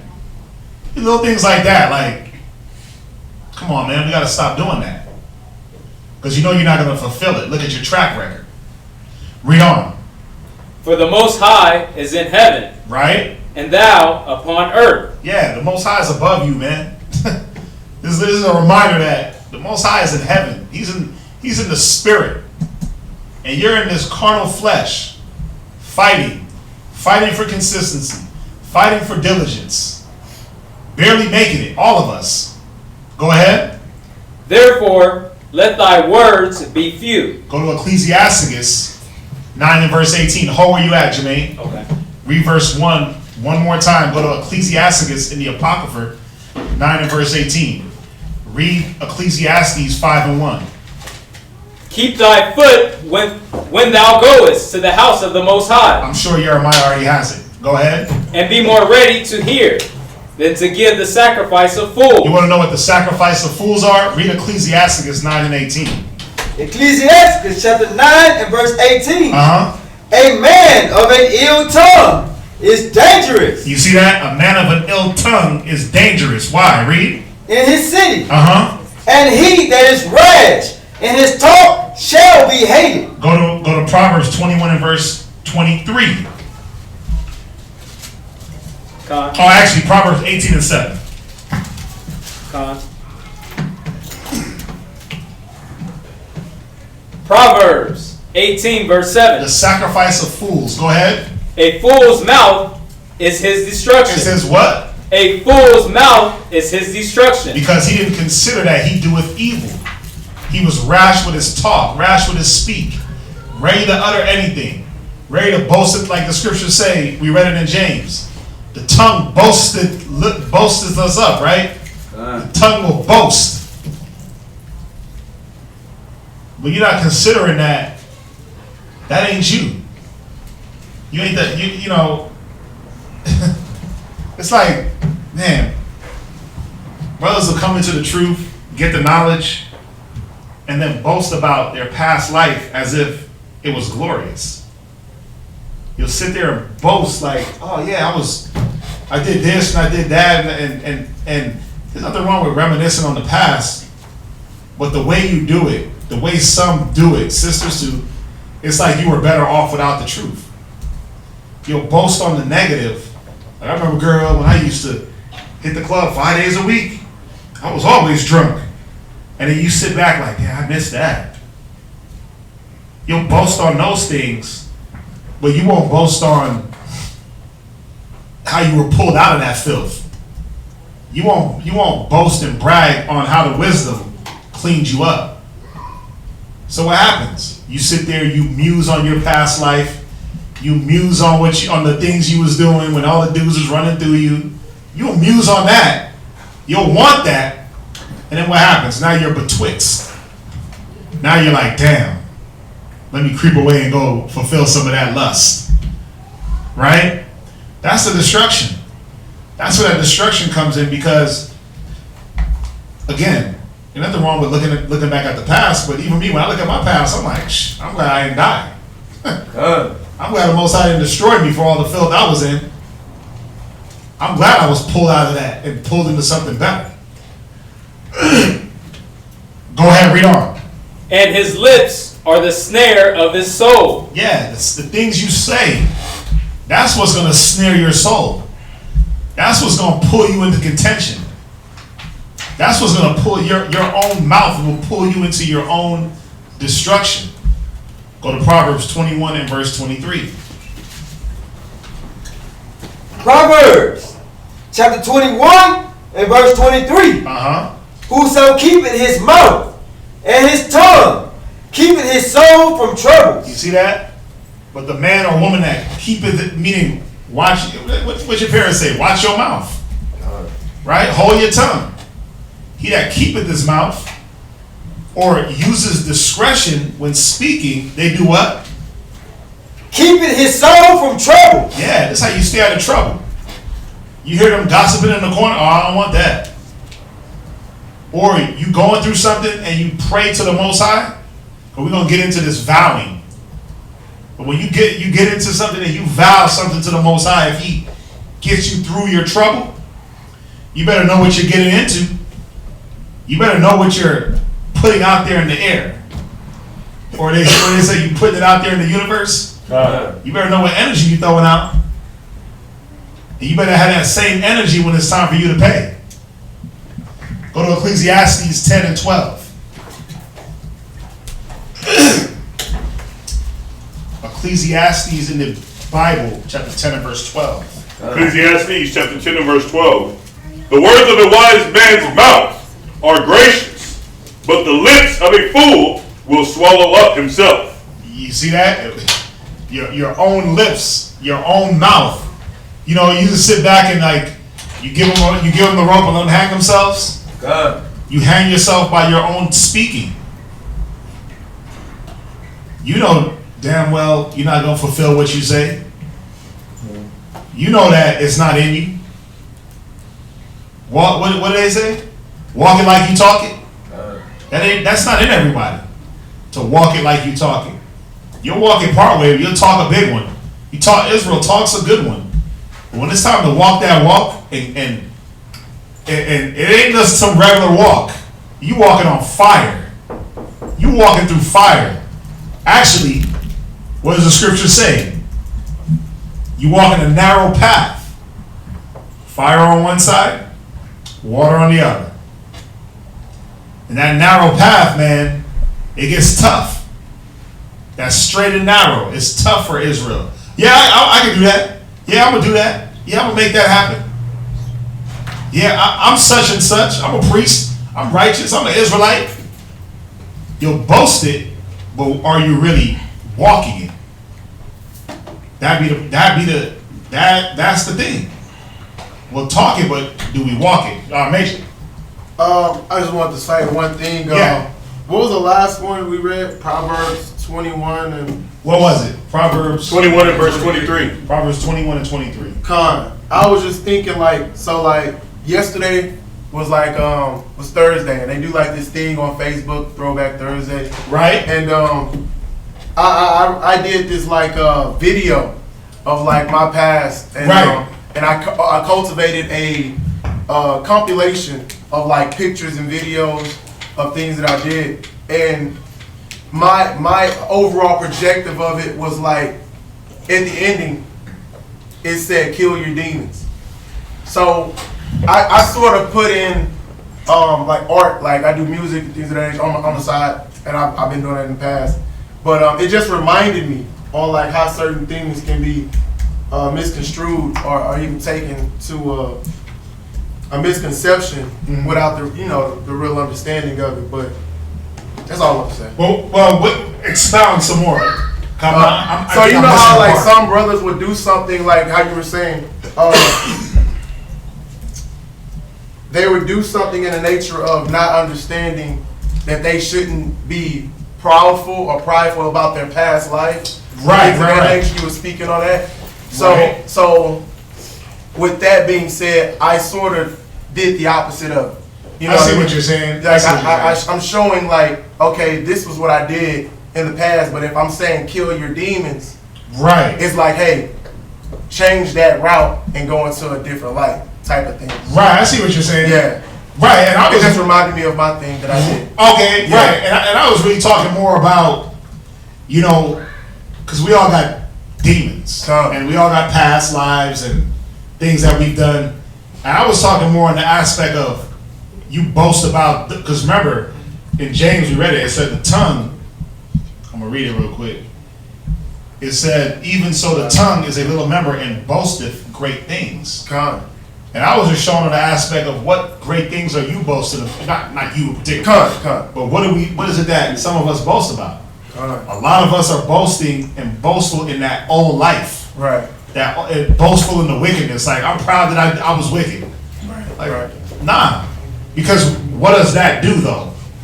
Now that I'm sitting there dwelling on that, I want to go back and search those things out. You see what I'm saying? Where some of us, we're not proud of our past. Right. And yeah, you'll throw up a montage to the past and be like, wickedness. Right? Showing like, this was off. But some people ain't like that. Some people are like, man, I miss that. I miss getting ran through by 1,000 dudes. I miss being high. I miss being drugged out. I miss being oblivious. Some people like that. We gotta watch it. We gotta be careful, man. Where we at? Ecclesiastes 10. That was the end of 12. Ecclesiastes chapter 10 and verse 12. Read verse 13. Verse 13. The beginning of the words of his mouth is foolishness. Is what? Foolishness. Come on. And the end of his talk is mischievous madness. You ever ran into a person like this? But as soon as they open their mouth, it's like, what the hell are you talking about? And at the end of it, it's like, yeah, let's go rob a bank. Like, what? It's something mischievous. They talk a bunch of crap, and then at the end of it, it's something like, let's go get into something that we shouldn't be into. What that sound like? Sound like a child. Child that's just blabbering. Hey, Dad. And then what do? They bend off and just get into something that they ain't supposed to get into. It's like a child, man. But it's telling you about a fool in his talk. Go ahead. A fool is also full of words. You see, these are the sacrifices of fools. Being full of words. Being full of talk. Always got an answer. Keep thy foot when you come to serve the Lord. And be more ready to hear than to give the sacrifice of a fool. It says a fool what? A fool also is full of words. Yeah, a fool, or the sacrifice of fool is, I'm going to hit you with all these words. I'm going to talk you to death. Talk your ear off. I always got something to say. I always got a rebuttal. Sisters, you got to be more ready to hear than to have your emotions take the forefront for you to have to reply.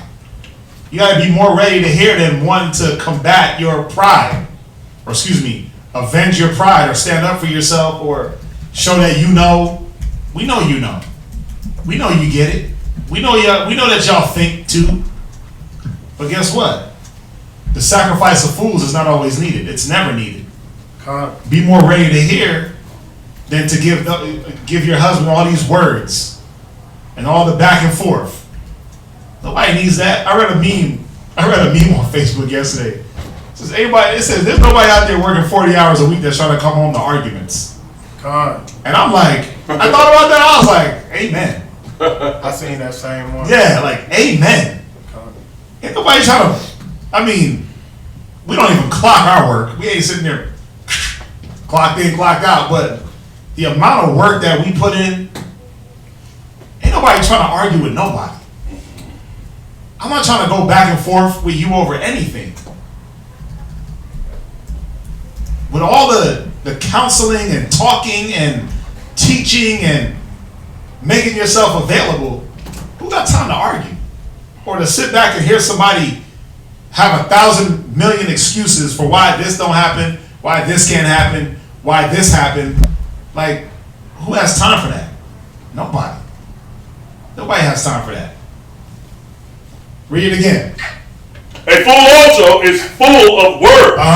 A man cannot tell what shall be. Yeah, and all these words that are coming out of this sacrifice in this fool's mouth. It's like, there's nothing that you can make of it. Go ahead. And what shall be after him? Who can tell him? It's all confusion, man. At the end of the day, it's confusion. And then what comes from all that confusion? Contention, misunderstandings, hatred. Oh, well, he said, she said, well, she has said this, but no, I didn't say that. But no, well, let me reword it right there on the spot so to make it sound like what I had said because you misunderstood. Like, come on, man. It's all these things that we can avoid if we just a little discretion, a little discernment, a little bit more thinking about what and how you say things than just having a potty mouth. And I mean like diarrhea at the mouth. Not like the potty mouth like you're saying curse words. I mean you got flatulence of the mouth. You just like you had your hand up. Proverbs 15:2. Go there. Proverbs chapter 15 and verse 2. The tongue of a wise useth knowledge aright. Right. But the mouth of fools pour out foolishness. Yeah. The tongue of the wise will use knowledge the right way. But the tongue of the fools do what? But the mouth of the fools poureth out foolishness. Yeah, it's all mischievousness. It's all backbiting. It's all he said, she said, tail-bearing. I wonder who he's talking to. I wonder who he's talking to. Who's she talking to? And it's, you get into now tail-bearing and minding other men's matters. Go to Ecclesiasticus 28 and verse 25.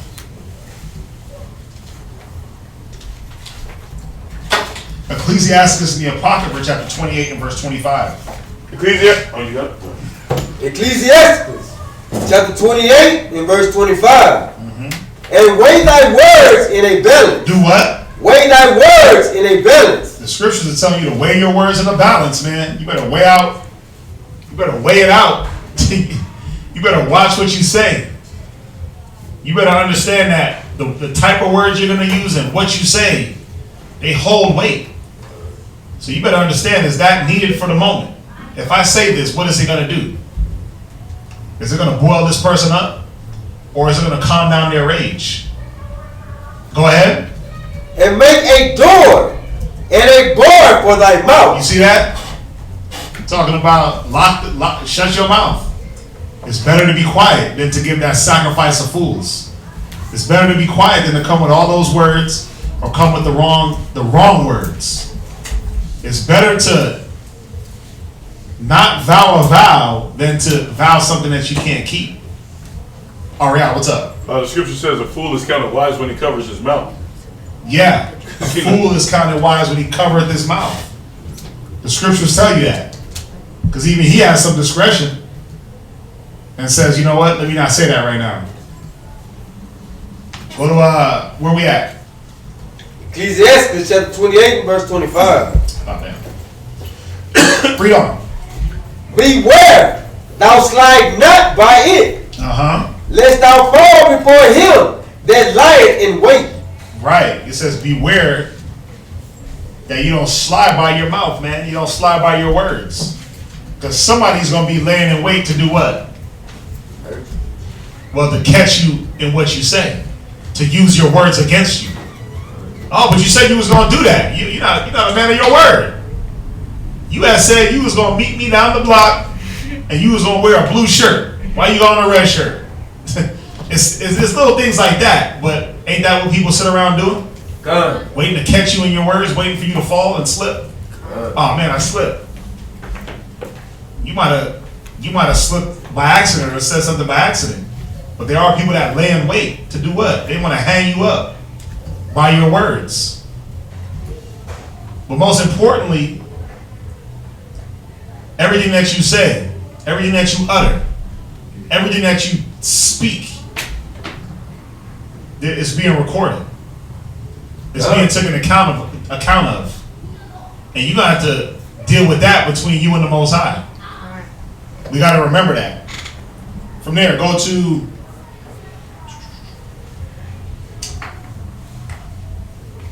jump back to Ecclesiastes 5 and jump down to verse 4. Actually, read verse 3. Ecclesiastes chapter 5 and verse 3. Ecclesiastes chapter 5 and verse 3. Uh-huh. And say not, who shall control me? Ecclesiastes, I'm sorry. In the Bible. Ecclesiastes 5 and verse 3. In the Bible. Ecclesiastes. Come. Ecclesiastes chapter 5 verse 3. For a dream cometh through the multitude of business. Go ahead. And a fool's voice is known by multitude of words. Yeah, the more words, that's how you know a fool, man. Because all you doing is just speaking. The more he babbles on, the more he opens up himself for folly. Y'all have dealt with it. Brothers have dealt with the babbling woman that just talks and nags, and you're like, wow, you ain't never gonna shut up.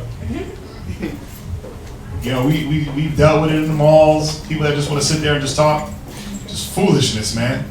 Like, what are you talking about? And the whole scheme of things is to have a threesome or something weird. There's always something weird behind it. Read on. Come. Verse 4. When thou vowest a vow unto the Most High, come on, defer not to pay it. Wait, what? Defer not to pay it. Go ahead. For he hath no pleasure in fools. Right, because only a fool is going to sit there like, oh God, oh Lord, I'm going to do this if you do this for me. Or you sitting there setting up prayers, and it's like, yeah, if you give me the rank of a general, Yahweh, I'm going to make sure whatever it may be. But you don't fulfill it. You don't fulfill what you say. Yeah, if you give me that husband, I'm going to be a good wife.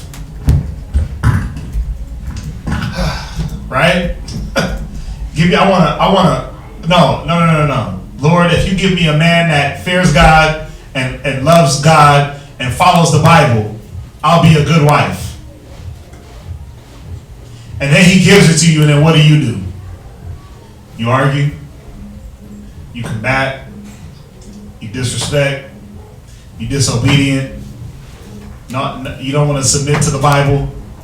Well, you ain't Christ, right? But you said that if he sent you a husband that was in the Bible, you'd be a good wife.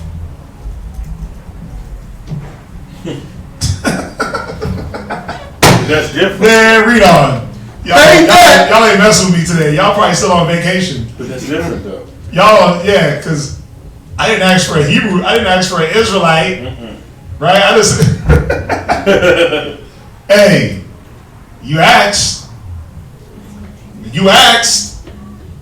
You vowed a vow. Like, you asked. Con. If you give me this, I'll do this. Hey, he gave it to you. You better shape up. Read on. Pay that which thou hast vowed. Do what? Pay that which thou hast vowed. Hold that where you at. Go to Numbers chapter 30 and verse 1. Numbers chapter 30 and verse 1. And Moses spake. Slow it down. Slow it down so everybody can get it. Sorry. I know you, Mr. Speed Reader. We know you got all the scriptures. We know you know your sword is sharp. We know. Con, read. Numbers chapter 30 and verse 1. And Moses spake to the heads of the tribes concerning the children of Israel, saying, This is the thing which the Lord hath commanded.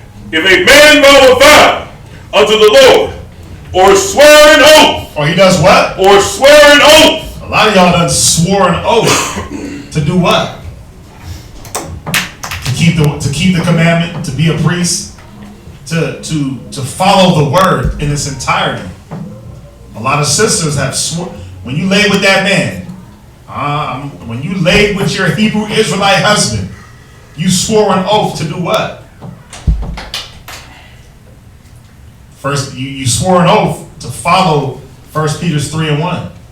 Wives, submit to your own husbands. You swore an oath to try to fulfill things in righteousness. You swore an oath to these things. Go ahead. An oath to bind his soul with a bond. He shall not break his word. He shall not do what? Break his word. Go ahead, read. He shall do according to all that proceeded out of his mouth. Some of it? All that proceeded out of his mouth. Well, you know, when I had said that, I wasn't thinking. All that proceeded out of his mouth. Salakia. All that proceeded out of his mouth. Come on, read. If a woman also. Right, he got to do all that proceeds out of his mouth. Go to Deuteronomy. Go to Deuteronomy 23 and verse 21. And, you know, I was going to read this whole chapter, but I'm not. Y'all can read it. Because well, actually, go back to Numbers and read verse 3. I'm sorry. Because we're not going to let the women escape. Go to Numbers and read verse 3. Come, verse 3. Numbers 30 and verse 3. If a woman also vow a vow to the Lord and bind herself by a bond, being in her father's house. Right, no. Let me see here.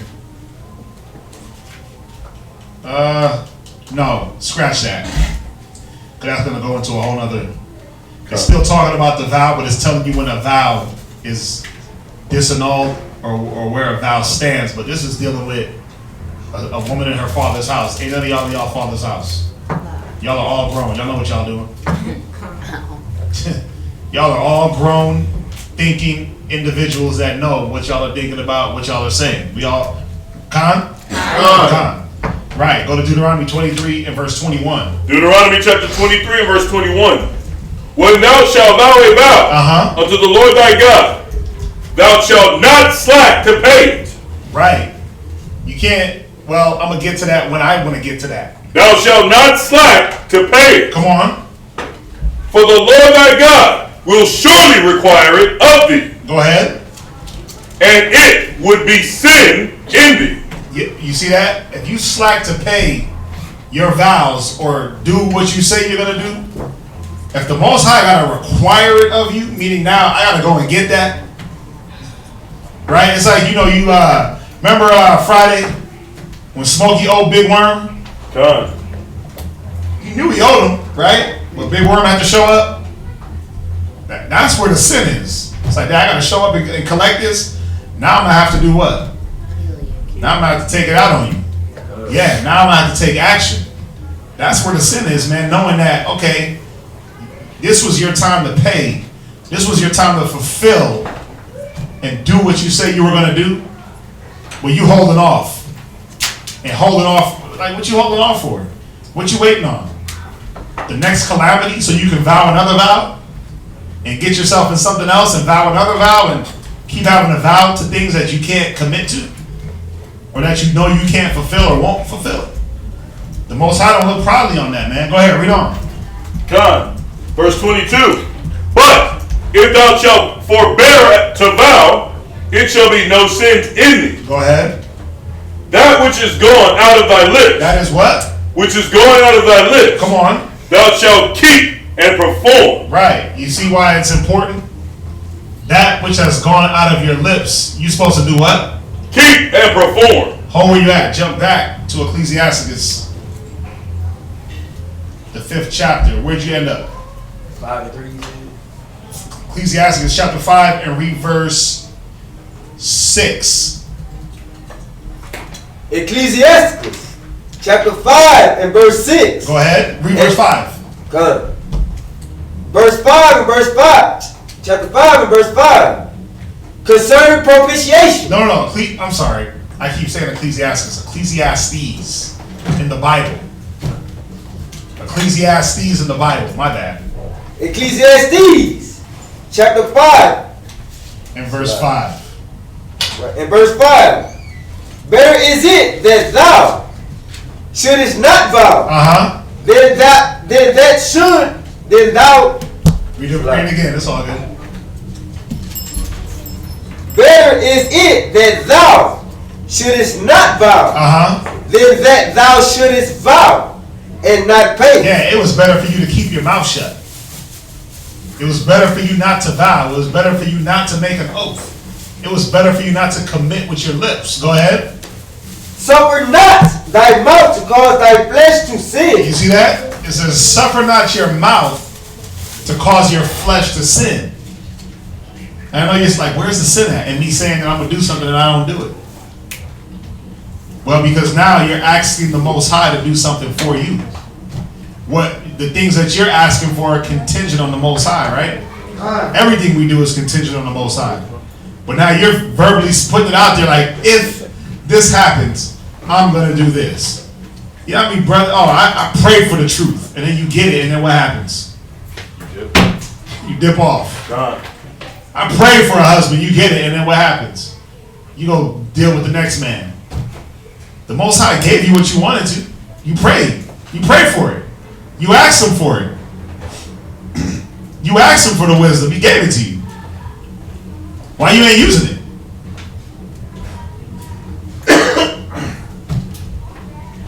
That's where the sin is. Read on. Neither say thou before the angel that it was an error. Before who? The angel. You see, everything that you say is being recorded. You ain't gonna be able to come back before the angels. Oh, my bad. My bad, y'all. My bad, Michael. My bad, Gabariala. Now, when I had said I was drinking when I had said that, you know, I just be talking too much sometimes. Ain't gonna be no room for that. Go ahead. Wherefore should Yahweh be angry at thy voice? Come on. And destroy the work of thine hand. And this is why the work of our hands is destroyed. And things don't prosper. And things don't come to fruition because you're speaking about one thing and wanting that to happen. The Most High makes it happen for you. But then you don't fulfill your end of the bargain. Guess what he's going to do? Destroy. He's going to destroy everything you put your hands to. Everything you try to accomplish in his name, he ain't going to bless that. Yahweh will give you the truth. He give you the truth. He give you the rib. He give you everything you need. You start fulfilling your end and go do your own thing, you'll get women. But how long is it going to last? You'll keep getting wisdom, but how long will you apply it? He'll destroy the work of your hands. You'll get children. How good are they going to come out? He's not going to be with any endeavor of a person that doesn't fulfill their vow or keep their word, most importantly, right? What do they say in the world? Your word is your what? Your bond. What else they say? All I got is my word in your sack. Right. All I got is my word. And your straw. Right. That's it. My word and my balls, right? God. And I won't break them for nobody. Both bodies. Right? But a lot of us are too accustomed to breaking our word. Even on the littlest things. Oh, I promise. Oh, I swear. I swear to God. We got to stop doing that. Or I promise I'm going to do this. I promise I'm going to do that. Ariana. That's what the script. No, you ain't got to go there. Oh, okay. I'm going to go there. God. I know what you're going to say. God, it's a lot. Yeah, we're going to get there. A lot of us got to stop making promises that we can't fulfill and keep. And you know, is it really that you can't fulfill it? Wow. Or keep it, is it that the laziness in you is like, you ain't going to do that? That second one. It's usually the second one. It's usually the laziness of the mind and the idleness of the mind is like, why is that necessary? Why is it necessary for me to fulfill and do what I say I'm gonna do? It's like if Kazak's gone and I just start wigging out. Start doing my own thing, right? All of a sudden, class ain't from Monday, Wednesday, Friday, and Saturday. Class is just Wednesdays. Right? Am I fulfilling what I said I was going to take on? Is the Most High going to bless me? Nah. I'm going to be destroyed because I'm not fulfilling what I said I was going to keep going. Y'all understand that, right? Finish up. For in the multitude of dreams and many words. Oh, that's it on that. Jump back to Deuteronomy 23 and verse 23. Okay. Deuteronomy chapter 23 and verse 23. That which is gone out of thy lips, thou shalt keep and perform. You see that? Because it's not about just saying it. It's about doing what? Keep and perform. Yeah. It's not about honoring the Most High with your lips. It's about doing it. Not hearers of the not hearers of the words, but do. Misquoting it. Hearers of the words, but doers. Be not hearers of the word only, but doers. Right. I don't know why that sounded weird. God. Go ahead. God. Even a free will offering. According as thou hast vowed unto the Lord thy God. Come on. Which thou hast promised with thy mouth. Yeah, and this is why I took y'all through the power of the tongue. Because all this comes from the mouth, from the tongue. This all comes from what you say. Right? Go to Ecclesiasticus this time in the Apocrypha. 18 and verse 22. Ecclesiasticus 18 and verse 22. Very important, man. Ecclesiasticus chapter 18 and verse 22. Let nothing hinder thee to pay the vow in due time. You see that? You're supposed to pay your vows in due time. Again, when Samuel was born, did his mother sit there and say, well, I'll give him up in 10 years, or I'm gonna wait till he's 30. I'm gonna wait till I get enough time. No, she offered him to the priest when he was weaned. So he had to have been what? 3-4 years old when she gave up her son, but she vowed that vow. And we're gonna go into another story, and we're gonna see, man, what is it talking about these vows and performing it? Read on. And defer not until death to be justified. Come on. Before thou prayest. Before thou do what? Prayest. Come on. Prepare thyself. Because a lot of y'all's vows and oaths, y'all make them in y'all's prayers. When you're asking the Most High for certain things, you're saying and asking for one thing, but then you're saying in your mind, I'll do this if I get this. If you give me a rib Yahweh, you send me that righteous woman, I'll be the best husband. I'll be this, or I'll be that, or I'll do this, or I'll do that. And you get her, and then what happens? You don't fulfill that bargain, but you're praying for these things. That's why I said before thou prayest, prepare yourself. Go ahead. And be not as one that tempteth the Most High. Right. Don't be that guy that you praying for it, you talking about it, I'm gonna do this, and then you don't. You tempted the Most High. Read on. Think upon the wrath that shall be at the end. You see that? He's telling you before you pray and start asking and bounding yourself to vows and oaths. He said, do what? Think upon the wrath that shall be at the end. And the time of vengeance. You see that? You better think about when you can't pay. You better think about when you get weak and peel off. You better think about the vengeance that's going to come upon you when you are not able to fulfill what your lips utter. Go ahead. When he shall turn away his face. Right. So, what is it that we got to do? We got to perform the oaths. We got to perform our vows, man. I said it earlier, you got to walk it like you talking. Right? Go to Psalms 66 and verse 13. Psalm 66 and 13.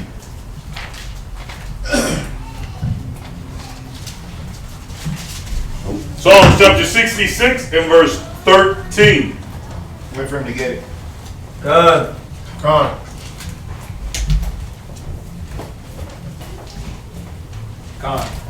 Go ahead. I will go into thy house with burnt offerings. Come on. I will pay thee my vow, Read. which my lips have uttered, and my mouth has spoken. Read. When I was in trouble. You see that? That's a lot of times, man. This is when we vow these vows. When we're in trouble, man. When we're looking for the Most High to save us out of something or get us out of a situation. Come on, we've all been. Y'all act like y'all ain't been there. Y'all act like am I fronting or what? I know I ain't fronting, cause I've done it ignorantly. Ask the Most High for something. Lord, you bring her back. I'll do this and I'll do that. Oh, come on, man. I was young. I was in my youth. I was like 7. I remember I was going through a little relationship thing. I was 17, man. And I used to pray. I didn't know the truth at that time. Little chick left me. Yeah, Jesus, if you bring her back, oh God, right? Bring her back. Oh yeah. Oh yeah. I'll do this and I'll do that. I'll do this. I'll do that. I was actually 18. And guess what happened? He said obey. Months later, I got hit with the truth. Months later, I got hit with the truth. She never came back. He ain't never sent me that one back. But I got hit with the truth. About a couple months later, man, I remember. Got hit with the truth, bro. Had to fulfill that vow. Right? You gotta fulfill that, man. You gotta go through that. But remember, you know why there's a reason why I went through all what I went through in the beginning was because that rashness with the tongue, it happens when you get in trouble. It happens when the cards are stacked against you. You're willing to say anything you can to get out of your calamity. Instead of saying, you know what, let me either have some faith, some long suffering, some patience. Let me go through it and let me let the Most High just bring me through. Instead of saying, I'm going to do this, if you do that, I'll do this, if you give me this. Come on, man. The Most High is not a genie. He ain't doing a 3-wish thing. You ever see the genie where he give you 3 wishes and they just all be, what is it? What's the one with old girl and old boy? No, it's Brendan Fraser. Is it? No, not Brendan. It's it's the guy from Mummy. The dude from Mummy. Yeah, Brendan Fraser. Yeah, and old girl. Not bewitched, bewildered or whatever it was, man. He made a wish. She granted him the wish, but the wish was just off. It's like, well, you asked for $1 million, but somebody had to die for you to get it. I remember that one. Yeah, you asked for this, but somebody had to, you had to lose a leg. Bedazzled. The Most High ain't no genie. He gonna give you what you asked for. He ain't gonna do that. Oh well, you asked for $1 million, but the way you got it was somebody's inheritance of a family member that died. He ain't gonna do that to you. You asked for $1 million, you get a stampede. Yeah, you get $1 million. Yeah, you get a stampede of damn horses. Come on, man. But see, you know why it's important? Because the Most High is going to give you what you ask for. Now, if He's willing to give you what you asked for, why wouldn't you be willing to pay or repay what it is you're getting? Why not? If He's going to say, hey, okay, that's what you want? You want the rib? Think about Solomon. Solomon said, give me wisdom to guide the people. Did he guide the people? God. What if he would have said, give me wisdom to guide the people, and then he would have went and did something weird with the wisdom? Well, we know what happened. He did, right? God. At the end, he used the wisdom wrong. Instead of setting up altars to the Most High, he set up altars to these other gods. And what happened? Israel got divided. Israel got divided. Man. You take the smoke out? God.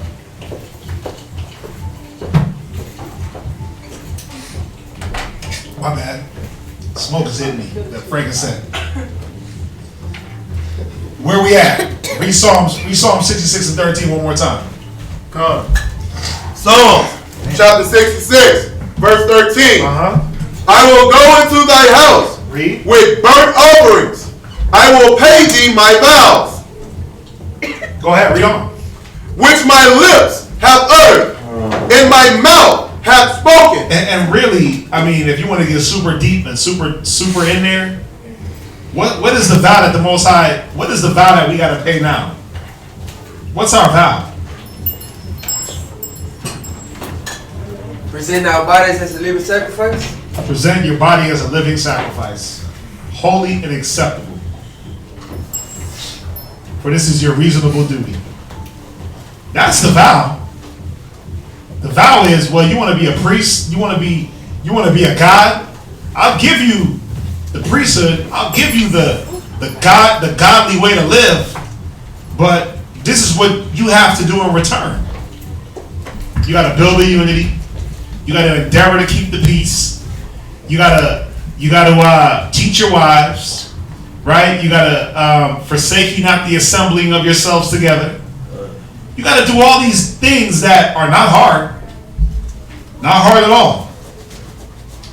But what happens when you stop getting together? When you do forsake the assembly? When you stop teaching your children, your wife, your household? What happens? Those things start to not be around. When you separate yourself, what happens? Yeah, woe to him that is left alone. If the Most High intended Alonelites, that's my new one, Alonelites. If that's what the Most High wanted, He wouldn't put it in the scriptures. Lonelites. That it was going to be a woe to that man that is left alone. If He intended for you to be by yourself, you wouldn't have got the knowledge. But you got it, so now what you have to pay back is fulfilling the word. And all the little things we think are not important, all the little nuances, the rehearsing the righteous acts, well, that ain't important. Well, nigga, what's important then? The unity, well, that ain't important. Then what's important? If the unity ain't important, if the assembly ain't important, the holy convocations, if the giving yourself, if the communication daily, if these things aren't important, then what is? Just knowing the Bible? My fringes and my beard. That's what's important?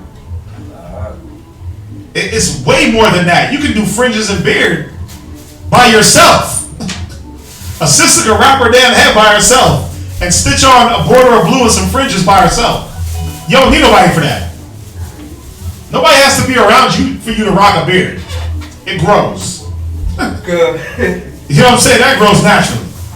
But you do have to be around people to endeavor to keep the unity. You do have to be around people for it to be a holy congregation or a holy gathering. You got to be around.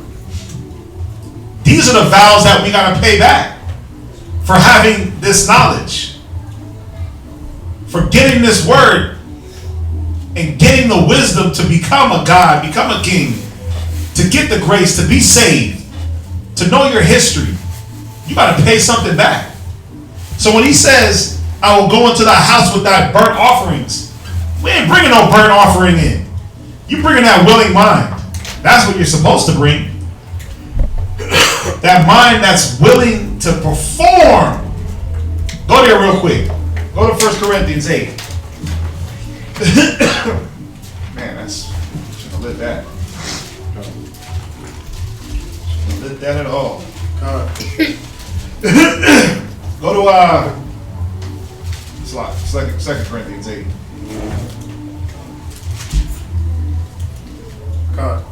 Verse 12.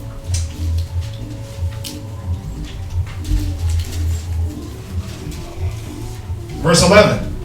1 Corinthians 8 and 11. 2 Corinthians. 2 Corinthians 8 and 11. Chapter 8, verse 11. Come on. Now therefore perform the doing of it. Right. This is what we're supposed to be doing. Perform the doing of it. Give your vow. Give yourself. Give your mind. Go ahead. That as there was a readiness to will. Right. Showing that you have a readiness and a willing mind. You're willing and able.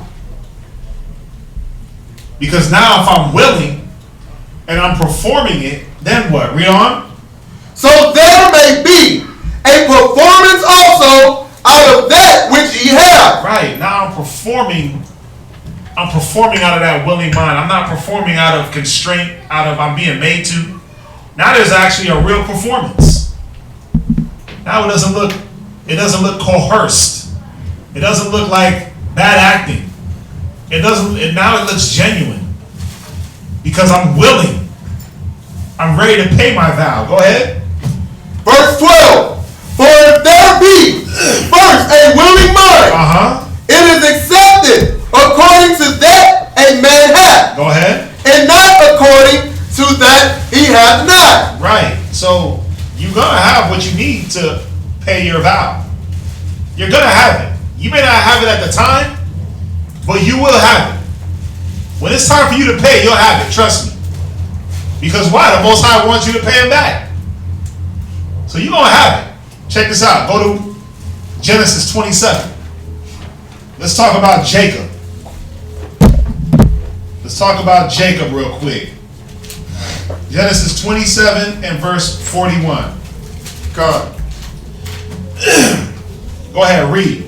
Genesis chapter 27, verse 41. Read.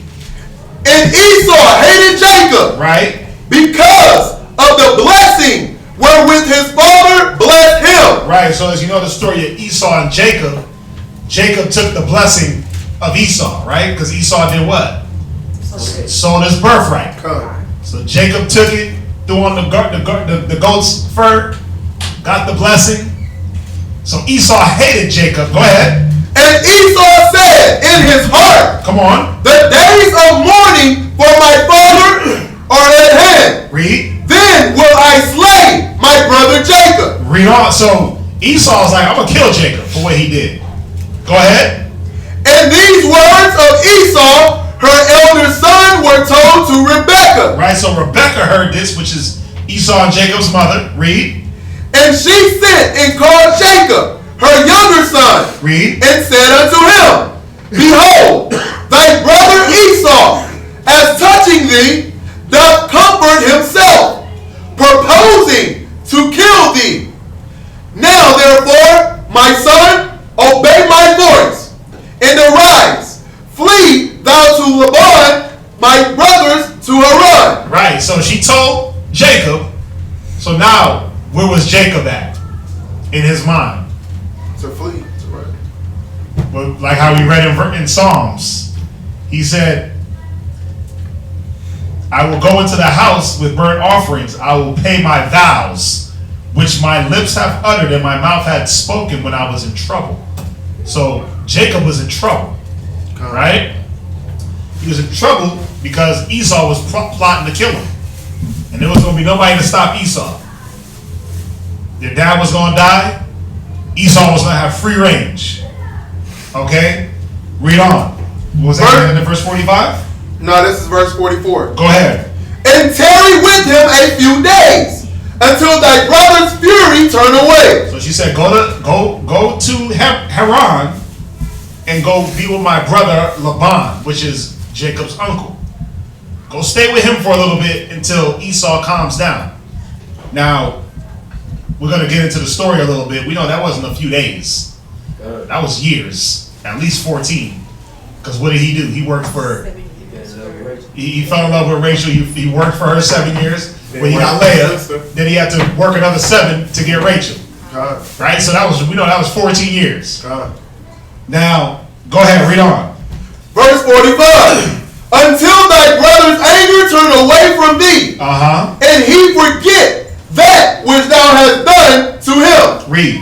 Then I will send and fetch thee from thence. Why should I be deprived also of you both in one day? Right. She's like, man, y'all gonna basically, if he comes for you, they basically gonna kill each other, man. You know, 2 brothers go to war. Why should I lose both of y'all in one day? I'll just send you away, let his anger come down, right? And you go over here and chill out for a second. Jump to Genesis 28 and verse 1. God. Genesis chapter 28, verse 1. And Isaac called Jacob and blessed him and charged him and said unto him, Thou shalt not take a wife of the daughters of Canaan. Go ahead. Arise, go to Padanaram, to the house of Bethuel, thy mother's father, and take thee a wife from thence of the daughters of Laban, thy mother's brother. Right, so Isaac is giving Jacob instruction. The same instruction that his mother gave him. Go to Laban, get you a wife. Go ahead. And the Most High Almighty bless thee, and make thee fruitful, and multiply thee, that thou mayest be a multitude of people. Right, jump down to verse 20. Now remember, Jacob ain't have nothing.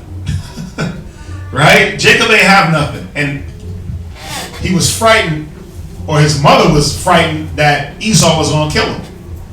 So he sent away. So now when you read down the story, he left, and on his way, he got this vision. Now, you can start actually, let's see here. He got a vision. Start at verse 14. God. Verse 14. Verse 13. Verse 13. And behold, the Most High stood above it and said, I am the Lord God of Abraham, thy father, and the Most High of Isaac, and the land whereon thou liest. To thee will I give thee. To thee will I give it, and to thy seed. Come on. And thy seed shall be as the dust of the earth, and thou shalt spread abroad to the west, and to the east, and to the north, and to the south. And in thee, and in thy seed, shall all the families of the earth be blessed. Right, so the Most High was giving this promise to Jacob. He was going to multiply, and his seed was going to be like the sand of the seas, right? God. Now, jump down to verse 20. Verse 20. And Jacob vowed a vow, saying. He did what? Vowed a vow. Well, now, what was his vow? Read. Saying, if the Most High will be with me, and will keep me in this way that I go. Read. And will give me bread to eat. If he give me some bread, if he keeps me, go ahead. And raiment to put on. Now, think about this.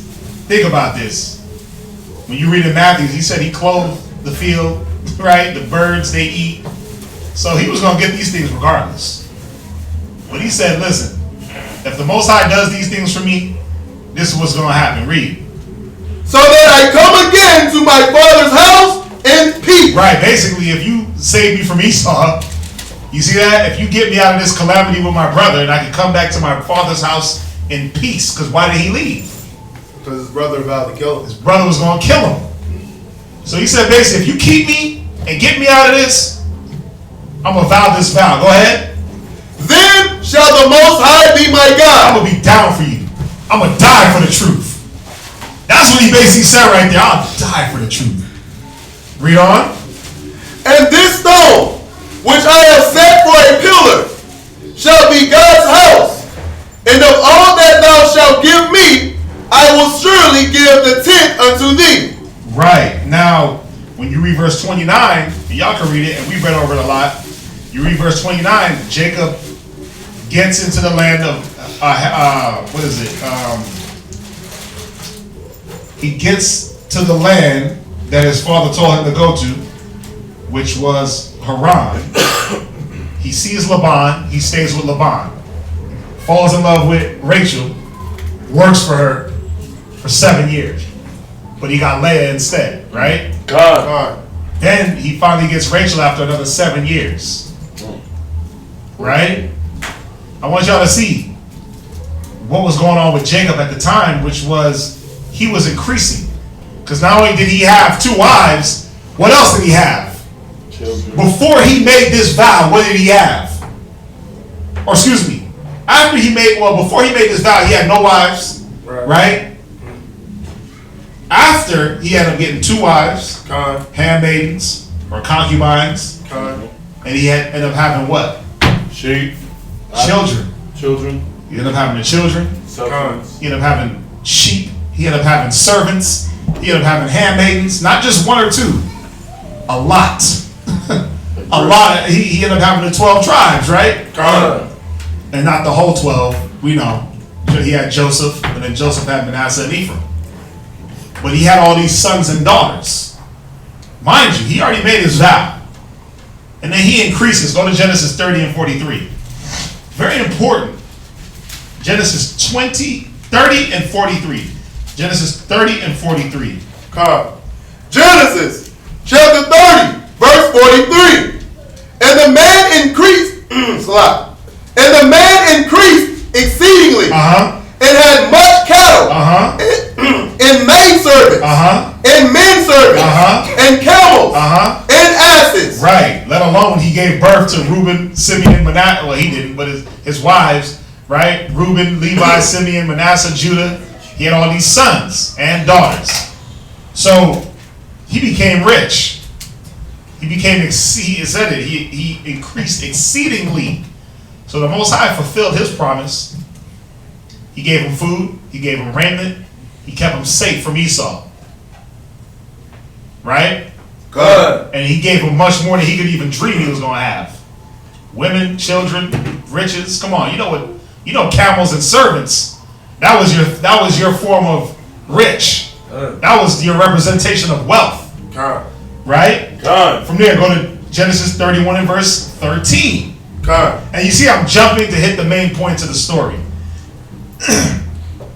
So now the Most High comes to Jacob after the whole ordeal with the sheep and Laban, and Laban is like, well, the Most High has blessed me with you being here with me, so don't leave. Jacob was ready to leave. He got his wives, he got his kids. He said, listen, I'm ready to go back into my land. I'm ready to go. Laban is like, no, it's not happening. You making me rich, you gotta stay here. Read Genesis 31 and verse 13. Genesis chapter 31, verse 13. I am the power of Bethel, where thou anointedest, where thou hast anointed the pillar, and where thou vowedest a vow unto me. You see that? So he did this in Bethuel. He anointed the rock. He made a pillar out of rocks. He vowed the vow. Go ahead. Now arise. Now do what? Now arise. Read. Get thee out from this land. Come on. And return unto the land of thy kindred. Jump down to verse 17. Verse 17. Then Jacob rose up and set his sons and his wives up on camels. He rose up and made excuses? Set his sons and his wives up on camels. He rose up and said, well, I got too many people going with me. Set his sons and his wives up on camels. You see, he rose up. Remember, it said he increased, he left and came to this land by himself. Vowed the vow, came by himself. Now the Most High is like, you got to fulfill your vow, bro. But now it's like, bro, he got a train of people. It ain't just 1 or 2 measly camels. He probably got hundreds of camels, hundreds of sheep, a couple of servants, maybe, who knows how many. Who knows how many, but it wasn't a small amount. Now, wouldn't this been a good excuse for him to be like, well, it's too much for me to leave, and uproot and leave? Wouldn't that have been a good excuse? Wouldn't that have been a good reason for him not to fulfill his vow? But do you see how important and how we didn't take vows and the things that we said, we didn't take it lightly. Read on. Verse 14. And Rachel and Leah answered. No. Verse 17. 17. Read again. Verse 17. Then Jacob rose up and set his sons and his wives up on camels. He did. Go ahead. And he carried away all his cattle. You see that? He didn't make an excuse. He said he carried all his cattle. Go ahead. And all his goods which he had gotten. Think about it. 14 years plus worth of goods.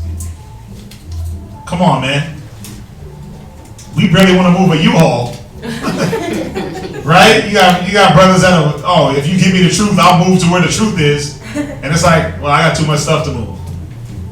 Well, Jacob did it. He moved his whole family. You barely want to pack up the U-Haul trailer and move, but Jacob moved his whole family, servants, camels, everything back to a whole other land. They didn't have no U-Hauls back then. They didn't have no cars back then. They was walking and driving the cattle, herding the sheep as they went. That's a job. Bruh, come on, you ever watch a sheep herder move sheep? It takes hours. You gotta make sure everyone is accounted for. You gotta wrangle them in. Now they do it with dogs. They do it with horses. Come on, man. They were I watched one where they were herding these cows through the Himalayan mountains. They gotta move them from one valley to the other valley because the snow. Here in the summertime it's grass. They go up and they gotta go down out of the Himalayas when it snows because there's grass. During the winter there's no grass. The cows will die. 3 days, man, just to get them up and down a mountain. What, 10 miles? It was about 10 miles it took them. 3 days to go 10 miles. You can walk that today. You can walk 10 miles and, come on.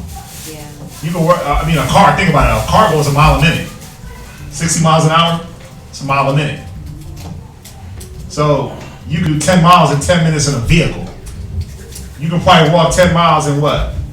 An hour and a half? Yeah. About? So it took them 3 days. Because they have to herd these animals. Imagine how many animals and children and women and but my point is, he didn't make the excuse like, oh, I can't move these animals because it's just too much, Lord. He kept his vow. He kept his word. Read on. The cattle of his getting, which he had gotten in Padanaram. For to go to Isaac his father in the land of Canaan. Go to Psalms 119 and 106. So y'all understand that, right? I know I jumped and chopped the story up a lot. And y'all can always go, we read it in the Sabbath. But y'all understand the gist of what we read, right? Con? Go to Psalms 119 and verse 106. So, chapter 119 and verse 106. Read. I have sworn. And I will perform it. I will do what? Perform it. Read. That I will keep thy righteous judgment. Right, and that's what it's about. You swore it. You swore an oath. We all swore an oath. When you put on those fringes and head wrap, and you start saluting in Hebrew, and you swore an oath that you were going to keep a standard. You swore an oath that you were going to be a Hebrew Israelite to the 100%, 110%. You weren't going to slack off a day. I'm a Hebrew 1 week, and then this week, man, my family's in town, so going back to the Holy for a week, and then when they leave, you back to a Hebrew again. Or I'm a Hebrew 1 week, and then I just met this chick. I'm trying to get in good with her, so I'm a Christian I'm a Christian next week. And then, if that don't work out, I'll go back to the Hebrew thing, because it's cool. No, you vowed a vow to perform the judgments and the righteousness that the Most High put in front of us. Y'all get that, right? He said, I have sworn. Now, there's another thing that brothers do and sisters do. They swear. I swear to God. I swear to this. I swear to that. I put that on my mama. Put it on my unborn child. Like, nigga, stop. That child will stay unborn. If you keep putting things on it, you keep putting them oaths that are heavy like iron and brass, that baby will be unborn. It won't come to fruition. Watch. Go to Matthew 5:33. Because we're not supposed to swear. You're not supposed to swear on anything. You swearing on your mama and them, swearing on little Nook and them, little TT. Swear on my daughter. I swear on your grave. I swear on this. I swear on that. I swear on my life. You better stop it. You better stop it because your life will be taken for that oath that you swore. That child will be taken. That unborn baby will stay unborn for that oath. Watch, read Matthew 5:33. Read it right. Read. Again, ye have heard that it hath been said by them of old time. Read. Thou shalt not forswear thyself. Thou shalt not do what? Forswear thyself. Yeah, you're not supposed to forswear thyself. I swear on this. I swear on myself. I swear on, I swear on my mama. I swear on my grave. Go ahead. But shall perform unto the Lord thine oaths. But you're supposed to perform your oaths. Don't just swear about it. Be about it. Do it. We just read it, right? We just read what they said in the old times. When you vow a vow to the Most High, be not slack to do it. Because that vow was a form of you swearing. That vow was a form of you swearing to the Most High. But now we literally say, I swear to God, right? Now we literally saying that. Read on. But I say unto you, swear not at all. Do what? Swear not at all. Read on. Neither by heaven. Go ahead. For it is God's throne. Yeah, you swear into heaven, bro? Come on. That's the Most High's throne. You ain't got no parts in that. Not yet, at least.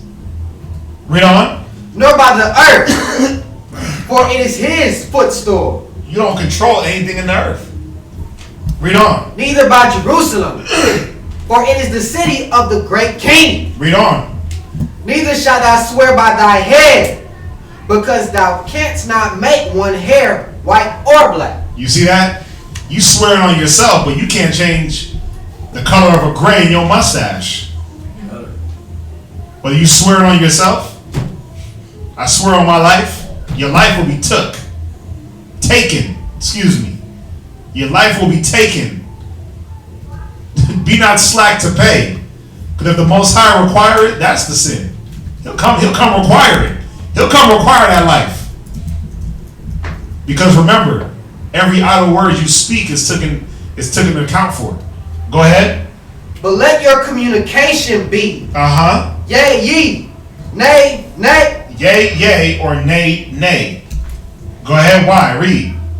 For whatsoever is more than these cometh of evil. Right. Because, hey, did I steal you? I didn't, you go to a brother, or a brother come to you.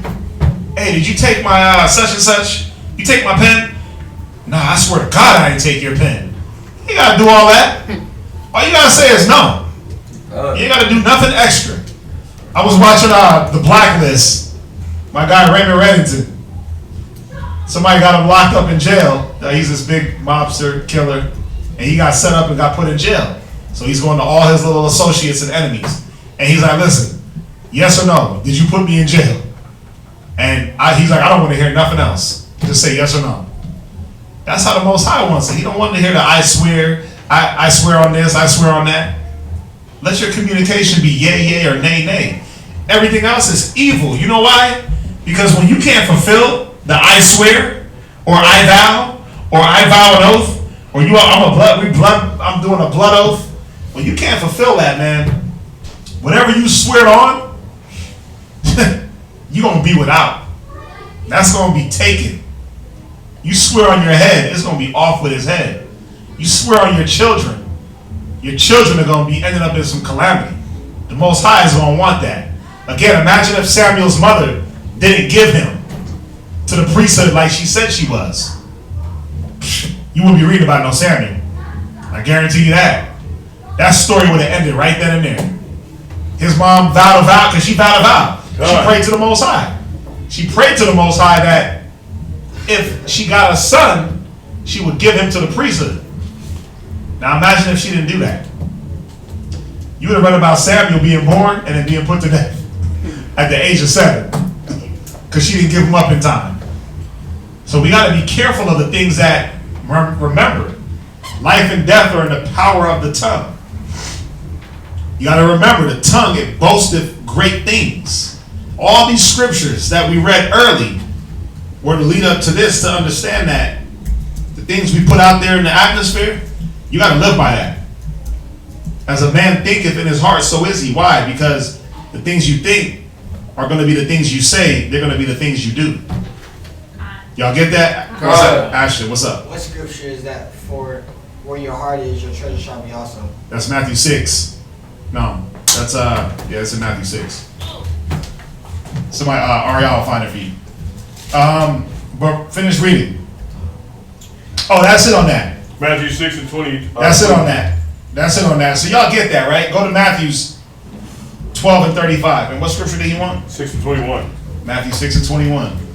Go to Matthew's 12 and verse 35. Matthew chapter 12 and verse 35. You have it. A good man out of the good treasure of the heart bringeth forth good things. Go ahead. And an evil man out of the evil treasure bringeth forth evil things. You see that? So a good man out of a good heart, as a man thinketh. If I think positive, I'm going to speak positive. Positive is going to come. If I'm negative, if I'm always negative, I'm going to say negative things. Negative things will happen. Right? You say you speak things into existence. Right? You can speak a blessing into existence, they say. You know, and you can. You can. But that doesn't mean you got to swear by anything. That doesn't mean you got to swear to God to get the blessing or vow to the Most High to get the blessing. All you got to do is just be positive. To the pure, all things are pure. Go ahead, read on. Verse 36. But I say unto you that every idle word. Every what? Idle word. You see that? How it goes into your words?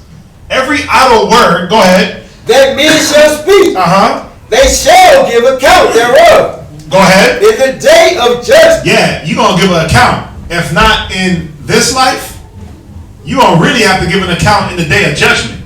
Wait. What was that thing you had said 2005 at 8:59 p.m.? What was that thing you had said 2001 7:05 a.m.?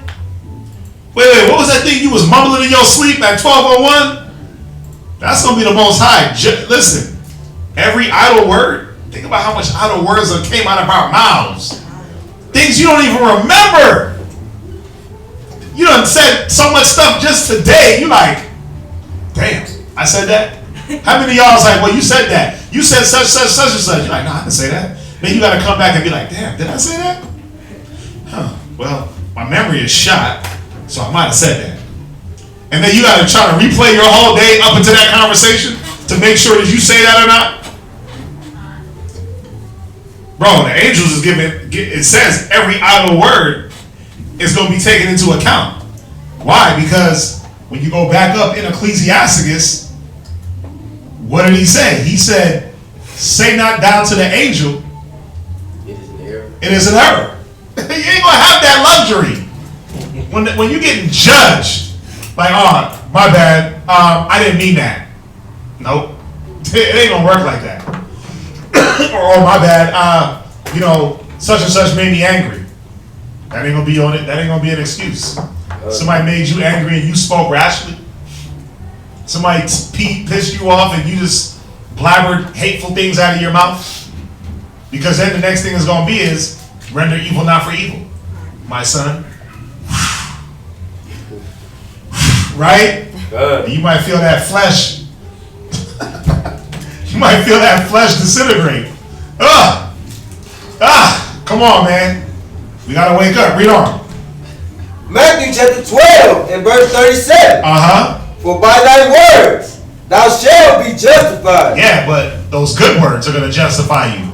A good man out of good treasure of the heart bringing forth good things. You're gonna be justified by the good you say and by the good you do. That's what's gonna justify you when Satan is accusing you like, well, he had said that he hated her like 10 years ago. Remember that? When Satan said Satan is our accuser. When he's sitting there accusing you of all the things you spoke,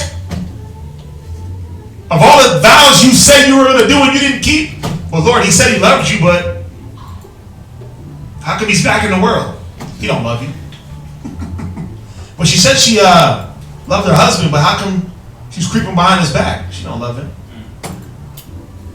All these things, man, we're going to have to give account. Your words are going to justify you But they're also going to do something else. Read. And by thy words thou shalt be condemned. Yeah, and the words are what's going to dig that hole. Your words are that rope that you keep lengthening and hanging yourself by. Damn, that's smoke. Got me going. Your words are what's going to condemn you. Because by this time, there is no... You know, hit them bands?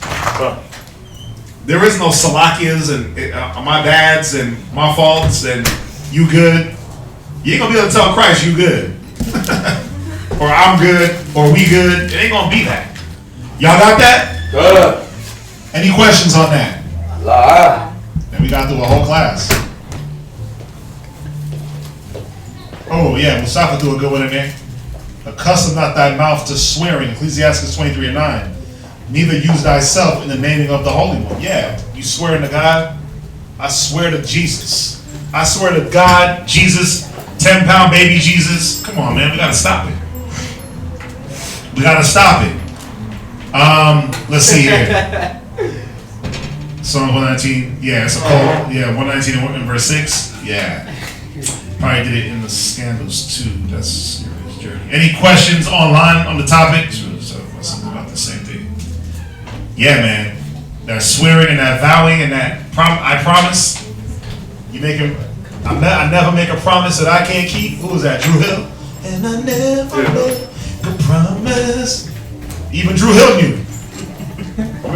Listen, you can't make no promises you can't keep. Cisco knew it. He saw tell you that in the when they're reading you your Miranda rights. Right. Anything that you say can and will be used in the court of Anything law. that you say can and will be used against you, because your words are your own weaponry against you. Mm-hmm. That's why it says the words of a fool swallow up his own soul.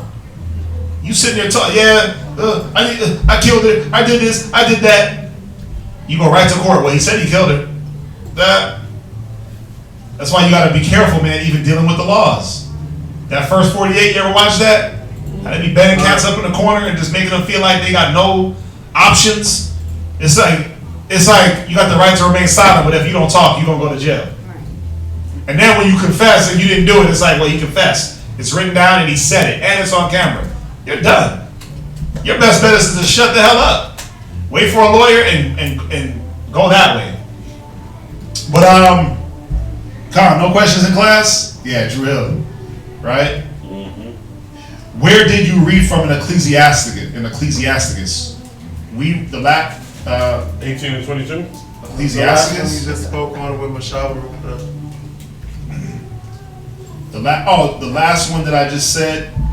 That was Ecclesiasticus 23:9. Accustom not thy mouth to swearing, neither use thyself to the naming of the Holy One. Ecclesiasticus 23:9. That was a good scripture that Mustafa put up there. Khan. Probably did it in sandals too. Yeah, he probably did do that. You talking about Jacob? He probably did do that in sandals. Come on, man. It was walking through sands and all that. I'd be barefoot. Just me. Sand get hot. Yeah, it does get hot. It does get hot. I'm tripping, right? It does get hot. I ain't been on the beach in a minute. I forget how that gets. Run to the shade. But I mean, if there's no questions, it's all good. We can end it. Honor is established with keeping your word. Honor is definitely established. Think about it. The Most High keeps His word. When He said He was going to put us in slavery, did it not happen? When He said He's going, and obviously we haven't gotten to the point yet where we're fully taken out of captivity, but we see the prophecies coming true, slowly but surely. All the signs that was spoken about, and all the wonders, and the wars and rumors of war. We see these things happening, so we know that our deliverance is nearer than we know. So we know the Most High ain't lying. He ain't just saying one thing and doing something else. That's why it's important for us not to do something, say one thing and do something else. Remember, everything we did was oral. At one point, we had oral tradition. So everything was about word. Everything was about your word. I'm going over here to go do this. You better make sure you go over there and do that. I'm going to give my son up for the priesthood. I'm going to make my son a Nazarite. You have to make sure you did it. I'm going to fulfill my, I'm going to fulfill being a good king. If you did it, we saw the repercussions. Very important. Yes, sir. I mean, we see the repercussions for not upholding the agreements when we got into the wilderness, and we agreed with Moses once he laid down the law, statutes, and commandments. Yeah. When you read Deuteronomy, the first chapter to the 28th chapter, we agreed that we consent to the law that it's good, and we didn't uphold it. It's also in Nehemiah chapter 9 and verse 10 and verse 35. Yeah, and that was the thing when you do your amens, your con, or I agree. You're saying you agree, and then you do something on the back end that you don't agree. You're breaking your vow, man. You're breaking your covenant. That's spoken word. That's spoken covenant. Very important. Had a convo with a Christian that said Israelites are too extreme, as if Yahushua wasn't. But how would I use scripture to show that the Most High requires? I'm sure there's a second part to this. Did it come through? Mustafa's question. You see the first part?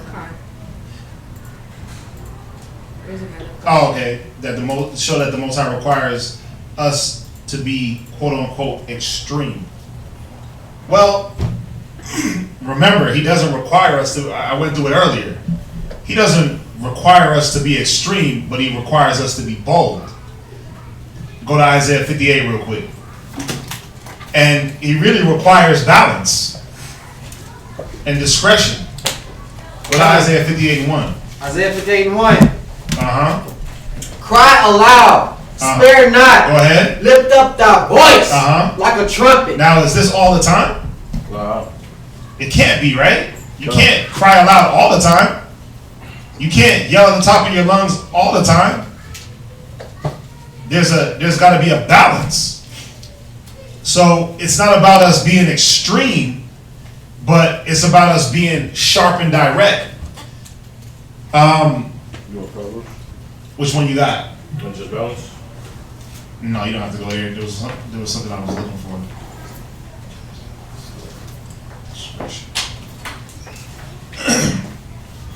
Right? Go to Proverbs 2 and 11 real quick.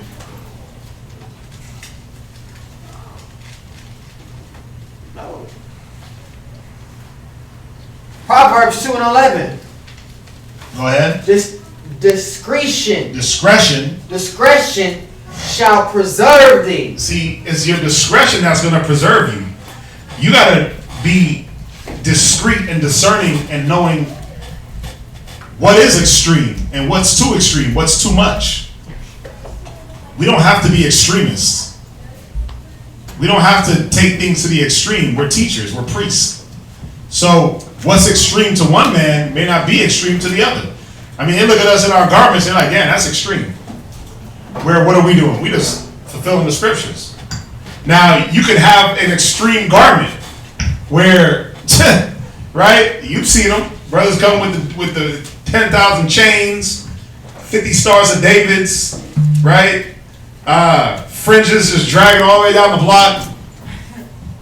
Everything just shiny. You gotta have balance. It's about discretion. That's what's gonna preserve us. So you don't really want to show a person like that we gotta be extreme, because we don't have to be. Where we gonna go to? Ecclesiastes chapter 33 and verse 29. Go ahead, read it. Be not excessive toward any. And we just went over it earlier. Be not excessive towards any. Go ahead. And without discretion, do nothing. See that? You don't have to be extreme. We're not extremists. The Muslims are extremists that be blowing themselves up. They call them extremists, don't they? Done. Because they're going to the very extreme to get their point across. I don't gotta blow my brains out or blow myself up or blow up a building for you to get the word. I'm going to teach and I'm going to roll. I'm not going to blow myself up on camera for y'all to understand my love of the Most High. No, I'm going to teach and I'm going to leave. If you get it, good. If you didn't, I'll see y'all again on Monday or tomorrow. God. It's Shabbat, right? And then we go through it again. But we don't have to be extremists. We just got to know how to be balanced. It says, cry aloud, spare not. That's not all the time. You got to have discretion to know when to cry aloud, when to spare not. You got to know, what is it? It's Jeremiah. There's one in Jeremiah. It says, go to Jeremiah chapter 1 and verse 10. Jeremiah chapter 1 and verse 10. Go ahead. See, I have this day set thee over the nation and over the kingdom. Come on. To root out. So you got to know when to root out. Read. To pull down. You got to know when to pull down. Come on. To destroy. You got to know when to destroy. And to throw down. You got to know when to throw down. But you also got to know this. Read. To build. And to plant. Because it's not just about one or the other. It's about the balance. So you got to know when to root out, destroy, and pull down. But you got to know when to plant and when to build. Then you won't go too much. The scriptures say, go not too much to the left, go not too much to the right. It was about walking that balance. Right? God. Proverbs 11 and 1, a just balance. An unjust balance is an abomination. A just weight is the Most High's delight. God. So it's really about balancing the two out. Ashton, you can't laugh out like that in class, brother. Where we at? That was the end of 10. So, Mustafa, I hope you got that. Yeah, the garments were mentioned. Yeah, because you remember, to them, they don't understand about what we do. So it's really about giving them the understanding. I always read, let me see, I think it's because church is just a part of their life. Right, let's see here. It was on the question topic. Right. If we swear by something, can it be forgiven if we fail? Or is the punishment bound to come? Yeah, the punishment is bound to come. We just read it. Go back there. Or even if we don't swear, but say we are going to do something by speaking it and then fail. Well, that's one thing. Listen, it's one thing if you say, hey, I'm gonna borrow something and bring it back tomorrow. Let me borrow your grill. I'll bring it back to you tomorrow. And then you're bringing the grill back to the person. It's in the car, and then you get smashed in a car accident and you couldn't make it. That's different than you say, I'm gonna bring your grill back tomorrow, and then you don't get it back to them until 8 months from now, and they gotta hunt you down. That's different. I swear to God, hey, let me borrow $5. I swear to God, I'm gonna pay you back. Okay, when you gonna pay me back? Listen, man, I get paid tomorrow. I swear to God, I'm gonna go cash my check, and I'm gonna have that money back to you at 9 p.m. 9 p.m. roll around, where you at? Or you can't get a hold of the person. See, there's a difference where you say you're gonna do something and you fail. We all fail, we're not perfect. But it's a difference in swearing on something or swearing that you're gonna do something and then you don't even attempt it. Because you know it's not in you. For one, the scriptures say not to swear on anything. Go back to that. Go back to that Matthew, the last scripture. What was the last one that I had? Go to Matthew's. Matthew chapter 5 and verse 36. Right. Neither shalt thou swear by thy head, because thou canst not make one hair white. Read verse 34. Verse 34. But I say unto you, swear not at all. It says what? Swear not at all. See, the Bible is telling us, Christ out of his own mouth said, swear not at all. Just do what you got to do. Go ahead. Neither by heaven, for it is God's throne. Nor by earth, for it is the footstool. For it is his footstool. Right. Neither by Jerusalem, for it is the city of the great king. Go ahead, read on.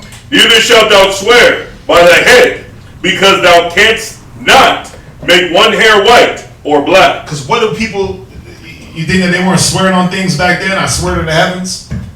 The heavens be my witness, right? I swear on my children. I swear on my mama's grave. I swear on my life. They were doing that. Christ had to come back and clean it up. Don't swear on nothing. Just perform your oath. Just do what you got to do. Go ahead. But let your communication be yea. Yea. Nay. Nay. For whatsoever is more than these cometh of evil. Right. Now, the intentions of your heart. Of course, the Most High already knows your heart's intention. He knew it before you swore anything or before you vowed. He knew you wasn't going to fulfill it. But that's why I said, read the very last part of that. For whatsoever is more than these cometh of evil. Yeah, it's evil. It's evil. Hey, you gonna be able to be here tomorrow? Well, bro, it's just yes or no. We don't gotta hear the whole backstory and why you ain't gonna be here and why you gonna be here and how many buses you gotta take and what your mama and them said. I'm gonna keep saying what your mama and them said. We don't gotta hear that. It's either yeah or no. Everything else is evil. Let your yea be yea or your nay be nay. Y'all get that? So, yeah, the Most High already knows your heart. He knows the heart is desperately wicked and deceitful above all things. He knows our intentions. He knows that we intend to do good, but not everybody intends to do good. Some people intend to deceive. Some people intend to gain by thinking that, like, if they swear on their children, that somebody's going to feel more sympathy. But I put that on my children. You know why people say that? Because it holds weight. When you swore to something, it held weight. Remember, your word was your bond. So when you swore on something, people were prepared to lose that if they didn't fulfill what they swore or they vowed. They were prepared. Think about it. We just say it lightly now. I swear to God. Or I swear on my children. I swear on my mama's life. Why would somebody say that if it didn't hold weight at a time? Because your mama had to give her life. If you couldn't pay up what you swore on. So you don't want to do that if you ain't willing to pay. And you don't want to do it at all. You don't want to swear. Anything else? It's 9:08. It's all good. We'll be back tomorrow. We got the Shabbat. We got street speaking. So yeah, we will be here tomorrow. Mañanas. So whatever questions y'all got, just hold them until tomorrow after class, after the reading, and we'll get to them, okay? All right, so if there's nothing else in class and nothing else online, go ahead and salute them. Let's say shalom. Shalom. We'll see y'all back here tomorrow at 10. Shalom. Everybody else, I might give them. Wapanya, your Shalom.